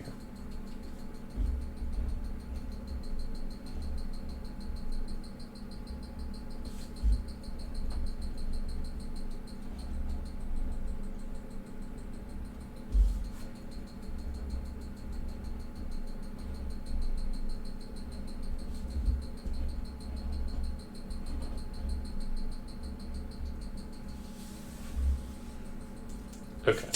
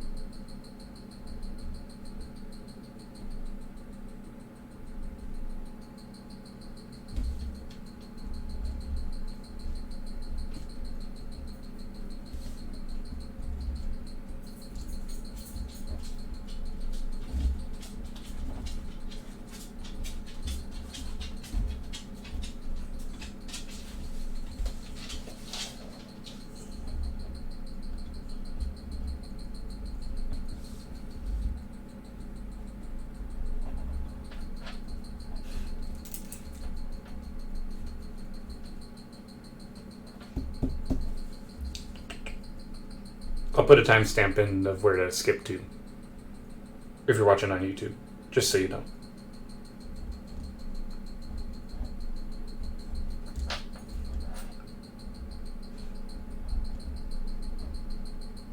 Actually, I might get another pen. Hold on.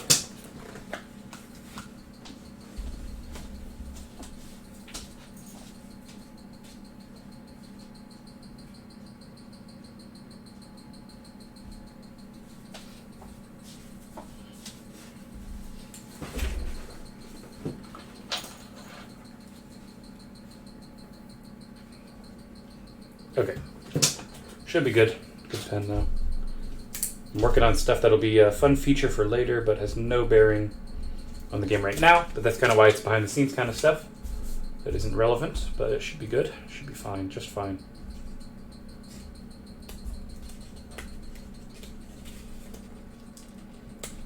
Or, ooh, maybe I could represent it a different way. Hold on. I'm testing things out. Welcome to the stream, whoever's watching. My friend went to go use the bathroom, but stick around. I'm serious. He's going to be right back.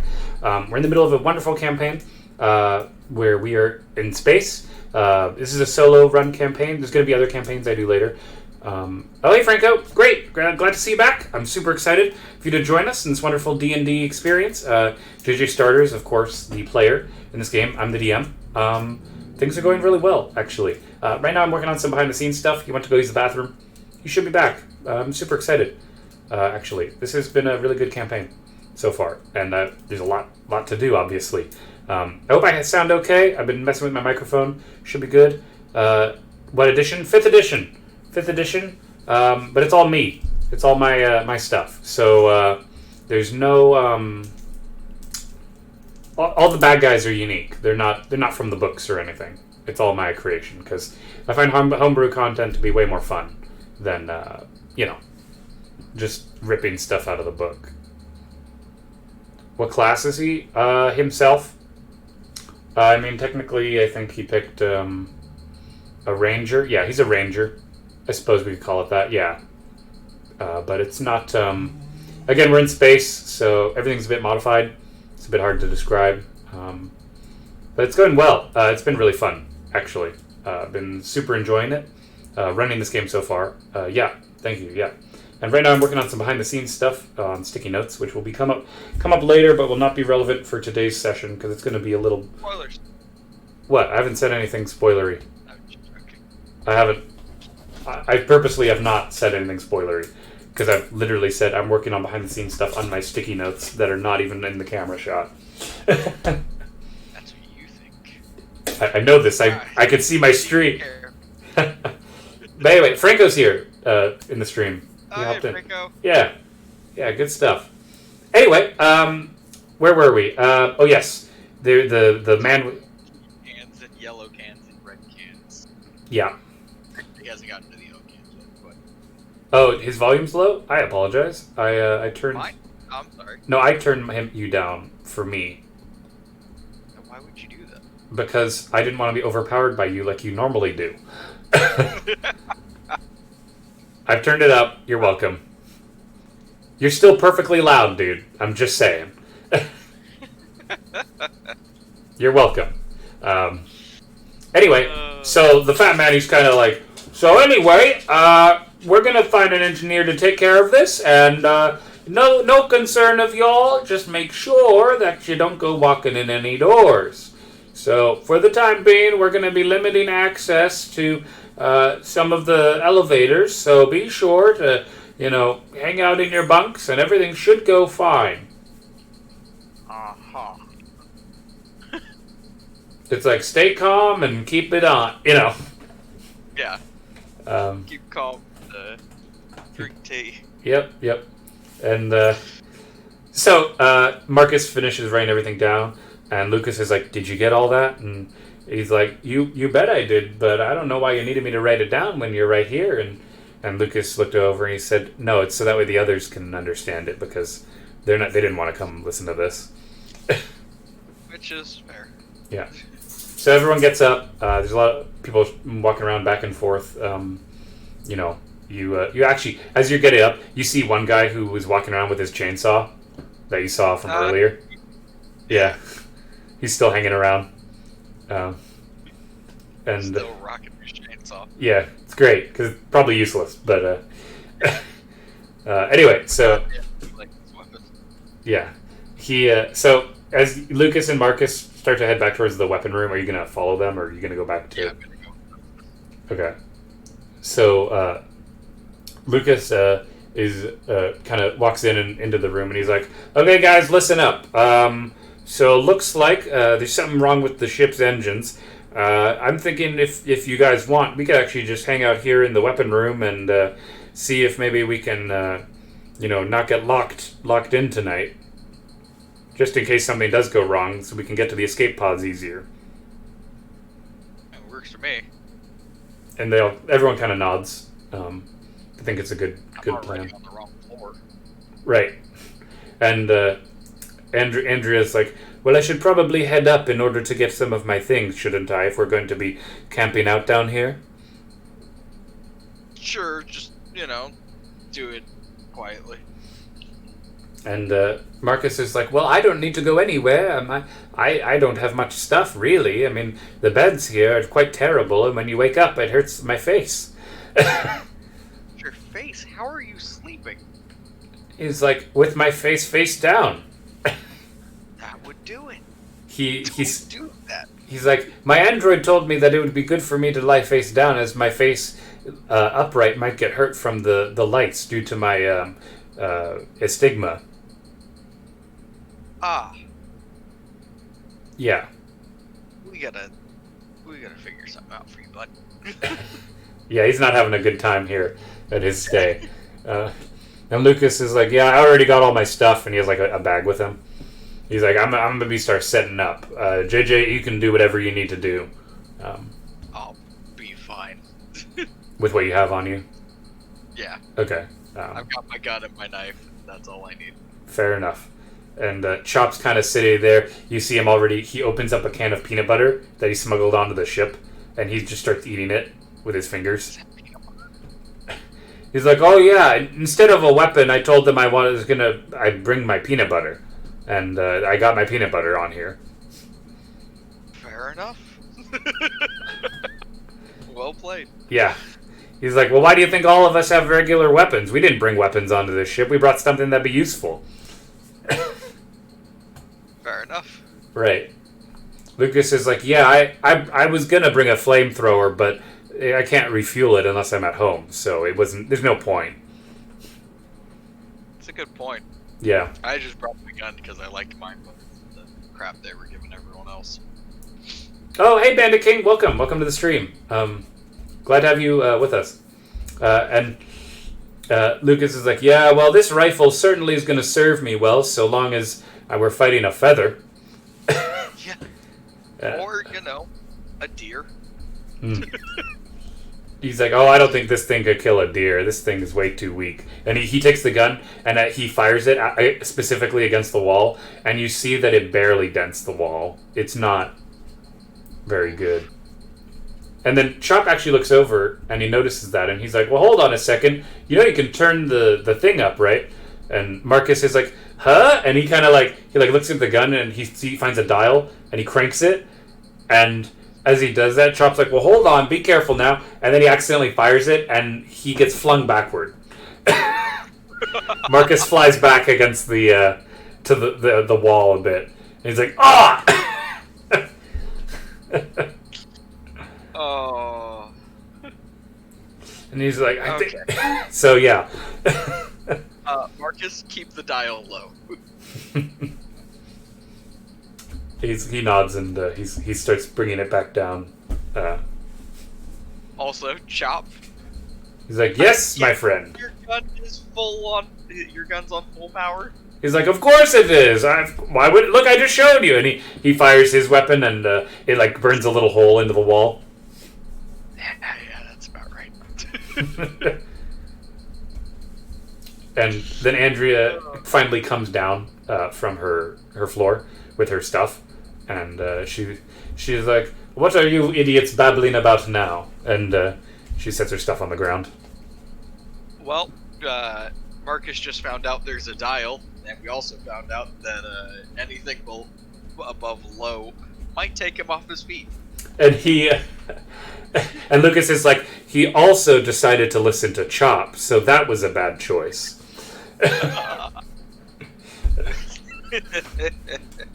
And Chop's like, what? I'm just helping the kid out. He's like a son to me,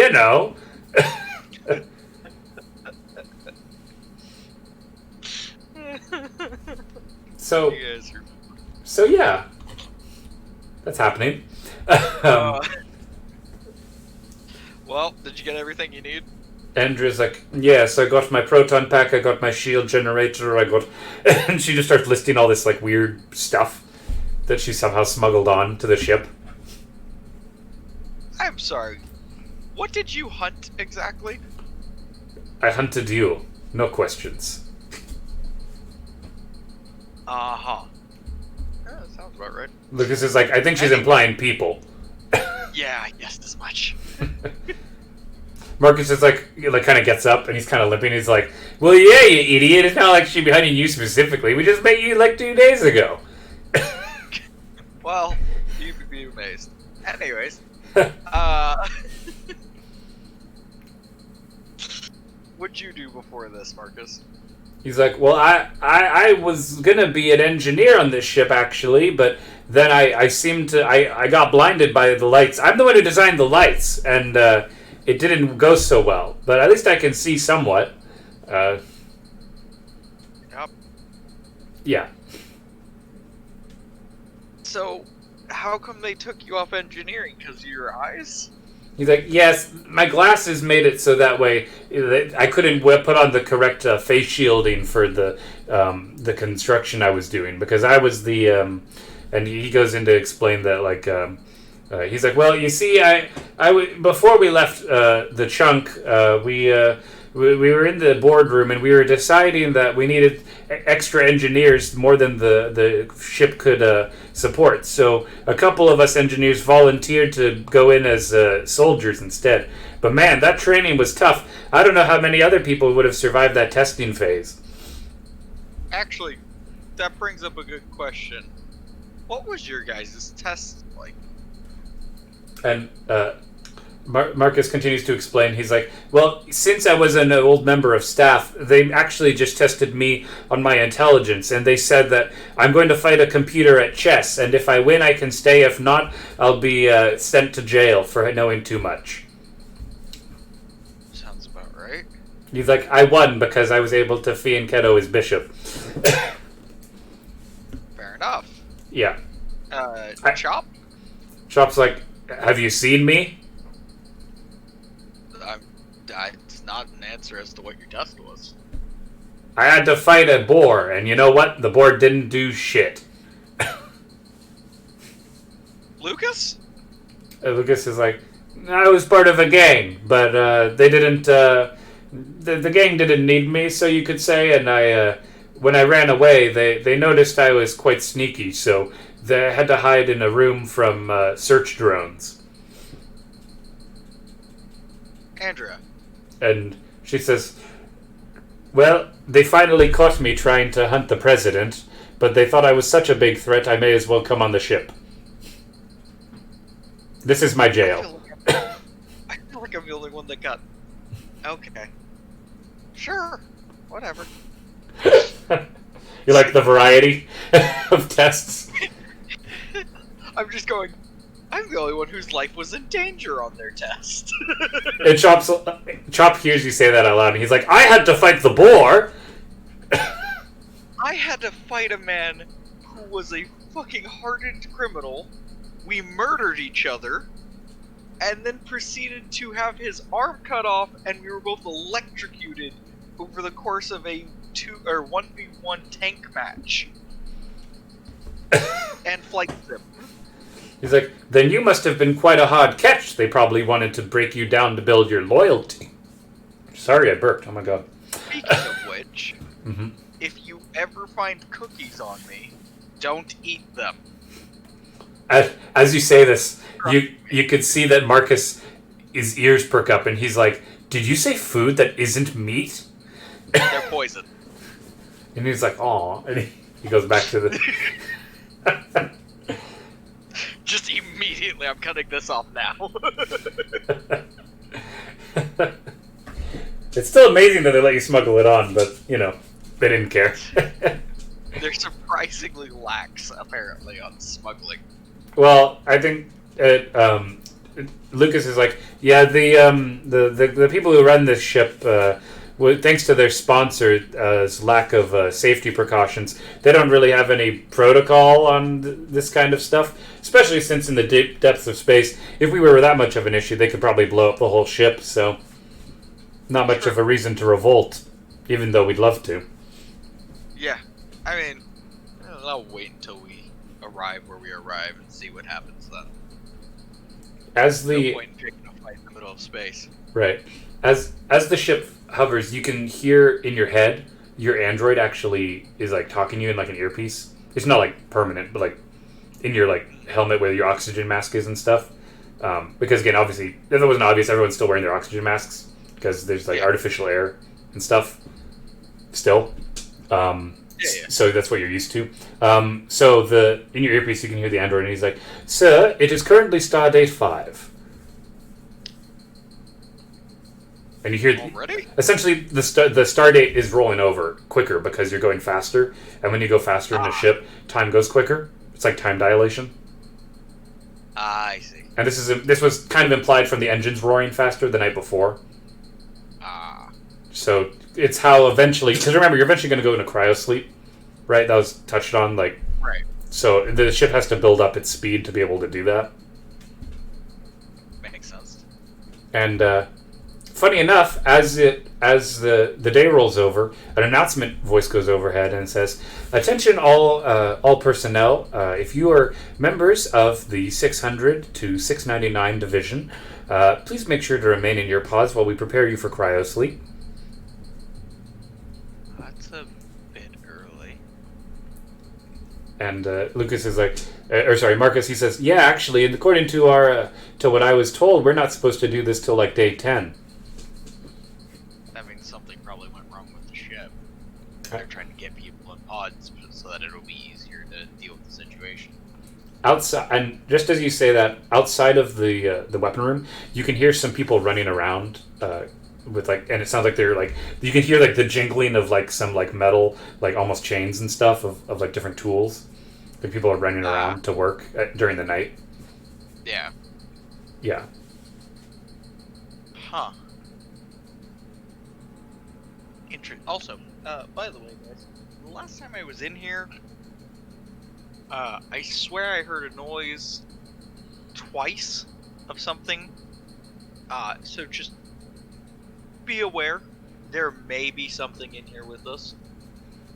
Andra's like, I doubt it. I would know it is here. Well, if you end up being wrong, let me know. Yeah. They all nod and they're like, and Chop's like, oh, don't worry, I'm sure whatever it is, my meaty hand will be able to crush it in my palm. You know, you're probably not wrong. So it starts to become later, or it feels like it's becoming later, even though it's actually Stardate 5 now. And you get the like Marcus and Lucas, they start like heading off to go to sleep and stuff in the room.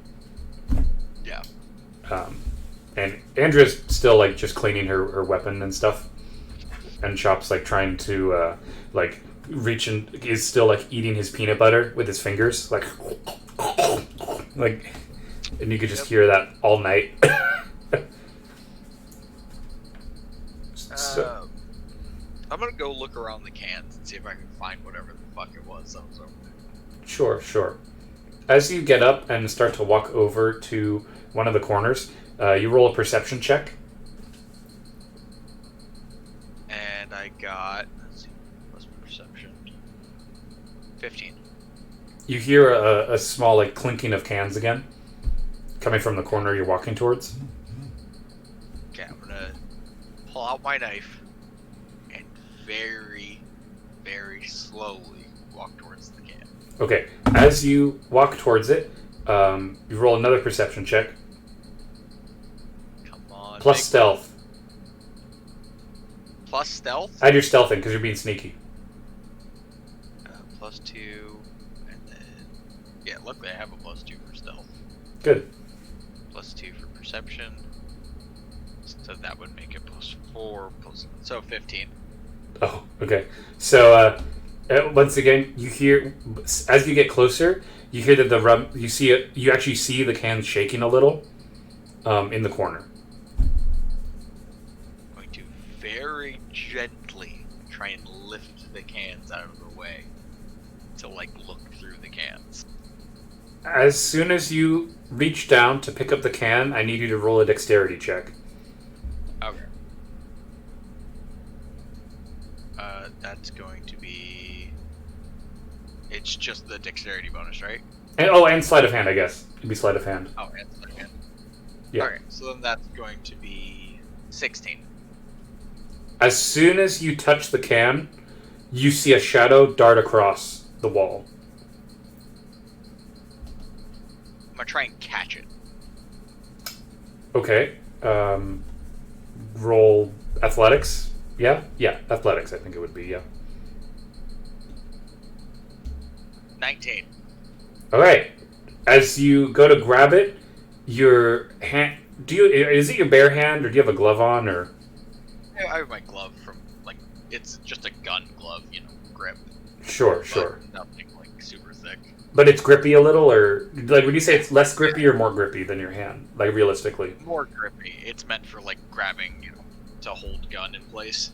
Good.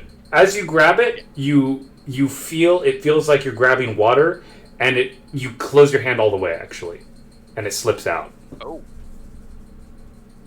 Interesting. Kind of pull my hand back and step back. Okay, and you hear a clinking of the cans easily now because you're aware of it, and it goes into a different corner. Just kind of examine my hand. It looks clean. It doesn't look like any residue actually, which is surprising. You can't see any residue on your glove.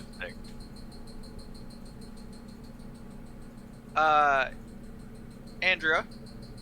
She looks at you. She's like, "What?" And 1, I was right. 2, want to come help me catch something? she says, beats better than sitting." And she gets up and she looks around. She's like, "What are we catching?" So I point over to where in the cans it was moving. Mm-hmm.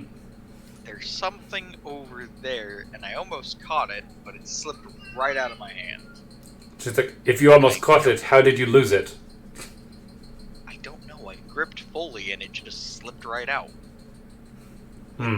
Sounds like we need a bucket. Ooh, good plan.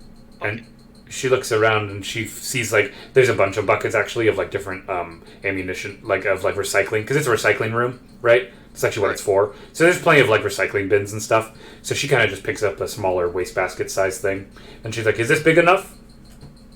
Should be. All right. So she's got her wastebasket. Overly large. She holds the wastebasket in one hand, and she pulls out her. She pulls out a handheld kind of little pistol. Kind of it's a Series 4 pistol. So it's an actual kind of like an M9. It's actual bullets. Yeah, it's a decent fucking weapon. But the point is, it's not modified. It's the shittiest kind of weapon you could have. It's because it didn't get to Series 4. So it's worse in quality. Yeah. That's how she smuggled it onto the ship. A hold-out pistol. Yeah, it's this is it. Because she smuggled it on. Right. She smuggles everything. Yeah. And, so she's got it out ready. Offhanding the wastebasket with her right hand on the pistol. I'm gonna try and come at it, slowly go at where it was, but at an angle that if it runs away from me, it'll run towards her. Sure, that makes sense. Yeah. So you guys kind of pincer move around it, with the pile, and as you get closer, you hear the cans rattling again. Perfect. And as they rattle, one of the cans falls and rolls to your foot, and it's blue. Empty can. Right. Yeah. Just kind of slightly step over. Keep trying to slow and carefully. Go ahead and roll stealth. Just stealth. 21. Ooh, yeah. You guys, you actually are able to pick up your pace a little bit to get closer to the pile. And do you have a wastebasket also, or are you just trying to use your hands again? No, I'm just gonna try and scare it towards the wastebasket. Oh, okay. Sounds good. Yeah. So I'm gonna roll for her. I have to roll for Andrea. See how she does. Let's see what you get. Hoping she doesn't botch this operation.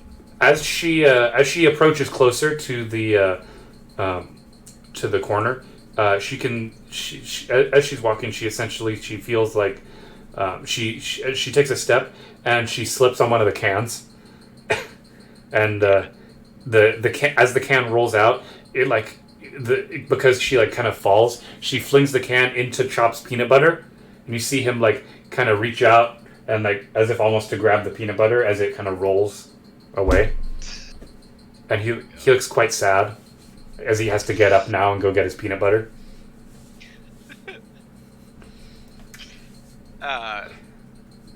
Just kind of sit wave my hand at Andrew, get up. As she's kind of on the ground, roll a perception check. Here we go. Ooh, nat 20 plus perception 22. You can clearly see a shadow moving right past her, against the wall. I'm gonna throw my knife at it. Okay. As you throw your knife, Andrea has to dodge. Hold on. Doesn't she only have to dodge if my aim is bad? Oh, that's fair. Fine. Roll your aim first, but I already have a result for her. Roll dexterity. 18. Okay. You managed to hit the correct spot without hitting her. Barely. She rolled a 1, but since you rolled so well... Jesus shit. But since you rolled so well, I'll let it slide. And the knife slightly, cuts off a little bit of her hair from her ponytail as she was standing up. And, Did I hit the thing? You hit right in the center of it, actually. You hear, there's a loud goom as the knife jams itself into the wall, actually. And you hear a little, and then it, almost, you watch, a dark liquid break in half and then slip around the knife and keep going as you watch it leave the room. Did anyone else see it? Chop did, actually, as he was bending over. He was, bending over to grab his peanut butter, and he looked to his right and just saw it, slip under the door. Perfect. Obviously, Lucas and Marcus are still sleeping, so they're not aware of what's going on. Yeah. Chop, you saw that, right? He's like, what the fuck was that? As he picks up his peanut butter. That's my exact question. I told you I saw something in this fucking room. Right. So. Go grab my knife. Okay. Obviously, Andrea didn't actually see it, because she was on the ground getting up. And she's she saw me eat your knife past her head. And she's like, what the hell are you doing? And she actually, walks up to you and kind of, gets in your face. There was a fucking black slimy thing. Ask Chuck, he saw it. Chop, she saw it. Chop's like, who's Chuck? Friend from town. He's like, I see. He's like, well, whatever that thing is, we need to get it, isn't that right, old chum? Probably. I don't know what the fuck it is, but I don't like it. I nailed that thing with a knife, and it split in two and continued moving. That's a bad sign. Yeah. And Andrea's like, it wasn't one of those things where it, became two things, was it? Not that I noticed. Looked like it just... She's like, bro? Yeah, kinda... mushed and went away. She rolls her eyes as she picks herself up and throws the wastebasket on the ground. She's like, I don't think we're going to catch this thing.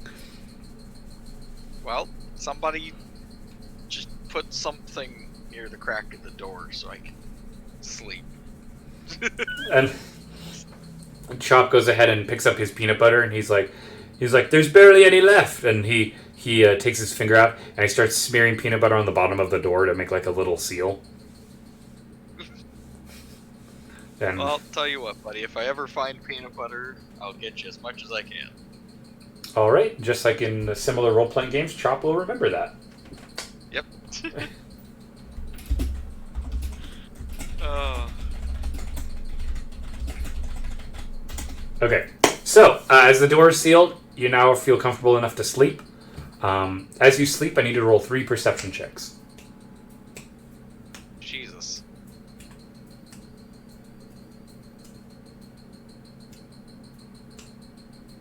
So just tell me what you get for 3 perception checks. Oh, me roll 3%. I think you said you need... No. You. Okay. This is up to you to notice anything. We'll see if, Sorry, I'm writing down my debt of as much peanut butter as I can buy to Chop. Fair enough. Okay, let's see. 9. Okay. 4. Okay. And 10. You don't wake up. All right. Nope. You sleep soundly through the night. Everyone does. And as you wake I up, think I used up all my luck on those first starting rolls. probably. As you all wake up, everything seems normal, but you can hear the alarm going off, kind of like it's like the Star Destroyer sound. Yeah. I love that sound, by the way. It's my favorite sound effect. Oh. But it sounds like that, going off in the hallways. Just kind of through the communicator, ask my robot or ask the android what day it is. He's like, today is Star Date 7. I believe you skipped your veg day. We'll have that ready for you when you come back to the room. Thanks, bud. So you've skipped a full day at this point from sleeping. Yeah. So you can assume that we're getting close to hyperspeed for the ship. Yeah, and it's still falling apart. Right. Well, actually, to be honest, as you note it, because the weapon room is right above the engine room, you don't hear any overly problems. You can assume they actually probably did fix the engine. Oh, good. Yeah. You can presume that much. There's just an alarm running for another reason, which is discouraging. Right. And you can hear in the hallway, you can hear people running around, kind of shouting and stuff, but you can't really tell because Chop sealed the door, the lower part with peanut butter. So. Right. I'm gonna start waking everybody up. All right. Andrea walks over and kicks Marcus in the head to wake him up. Christ. And Marcus is like, "Hey!" And he puts his glasses on. He's like, "What was that?" Stretching and stuff. And she's like, "Get up, you runt!" And she starts packing her shit. I go over, kind of pat Chop on the fucking shoulder till he fucking starts to wake up. Mm-hmm. Same thing for Lucas. Sure. And they kind of wake up in a much nicer way. Yeah. And they all get up and they stretch, and Lucas is like, "So, did everyone sleep good last night?" Fair enough, at least. Marcus is like, and he kind of stretches because his neck still hurts from Andrea kicking him in the head. He's like, "Oh," he's like, was that necessary? Did you have a bad night or something?" Well, we did find a gloopy thing that I hit with a knife, and then it slipped under the door. And Lucas is like, "Well, did you try burning it or suffocating it or, not just throwing steel at it?" I mean, it ran away, and I was keen to let it back in the room, so Chop sealed the door with peanut butter. He's like, "Oh, it's okay, buddy. You'll give me more peanut butter next time. We'll raid the kitchen later." That I will. You can tell Chop's kind of gotten over it, but he still is going to hold you to getting he peanut still butter. wants peanut butter. Yeah. I've got it written down. Okay. I owe Chop peanut butter as much as I can get. As you all get up and get your gear, you see Chop starts chipping away at the now dried peanut butter so the door can open. Yeah. With his standard army knife that they give him. And as the door opens, you hear it kind of shh, it kind of struggles to open a bit until it finally is all the way open. And on the floor, you can see a nice little pool of blood that's just there. Oh, that's not great. Yeah. And across the way, you can see that there's some engineering staff who are kind of kind of dragging bodies around and such, as well as cleaning crew people and poke my head out and just kind of look around, see what the fuck's going on. As you scan the walls, you can see that there's a couple of it's mostly the staff. It looks like because the soldiers actually went to their cabins, they were all fine because it's the night crew that looks like had an issue.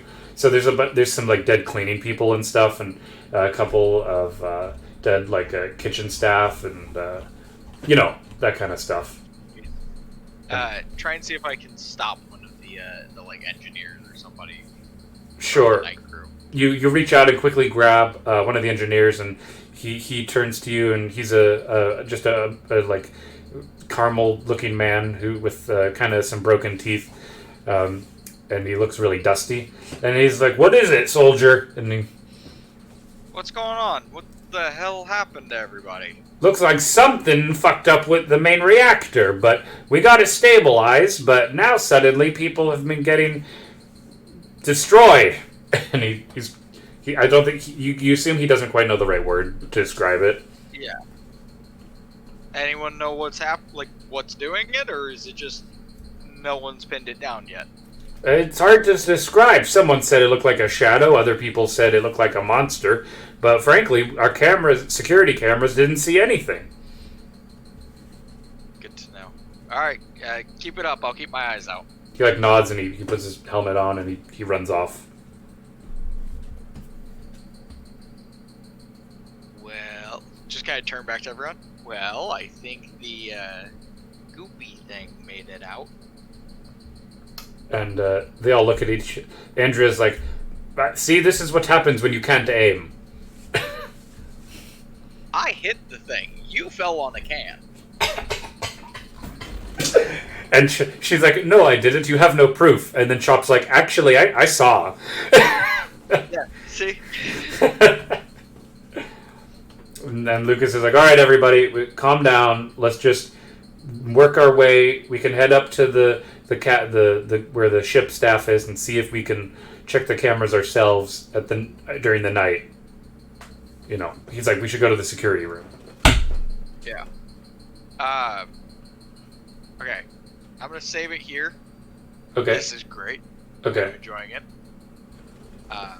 My stomach is killing me though. I Okay. didn't eat like any proper food yesterday, That's fine. and my body has betrayed me. It's okay. I'm not mad. It's fine. So this is probably gonna be the end of me streaming for today, in all honesty. Oh, really? The whole stream? The whole day?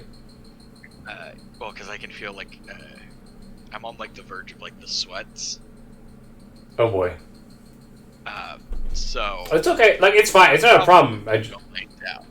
Okay. No, it's fine. I was just thinking, like, even if you don't want to do this, we could stream something else. But if you're actually like, No, like I'm not feeling good all of a sudden. Like it's been slow creeping on me, but I just kind of, that like right before you start sweating, Right. you feel like you're gonna throw up. hmm That feeling just hit me, Oh boy. Okay. and so I'm like, I should probably before I Right. No, I get what you're saying. That's pretty. disappear. Yeah, that sounds pretty rough. So I'm gonna go try not to die, and I will see everyone on Friday. Okay. Just so you know, I'm doing a hospital thing on Friday, so I may be around 2, but Yeah. I don't know. We'll see. All good. Yeah. I'll be I've still got my MSF for morning streams and stuff. Cool. Okay. Thank All you right. everybody so Yep. much for watching. If you're watching on YouTube, thank you for your patrons. If you're watching on Twitch, that would be impossible. Bye-bye. As always, guys, thank you so much for watching. I've had a blast. Be sure to follow on Twitch, subscribe on YouTube, and as always, guys, I'm Elwirfy, and I will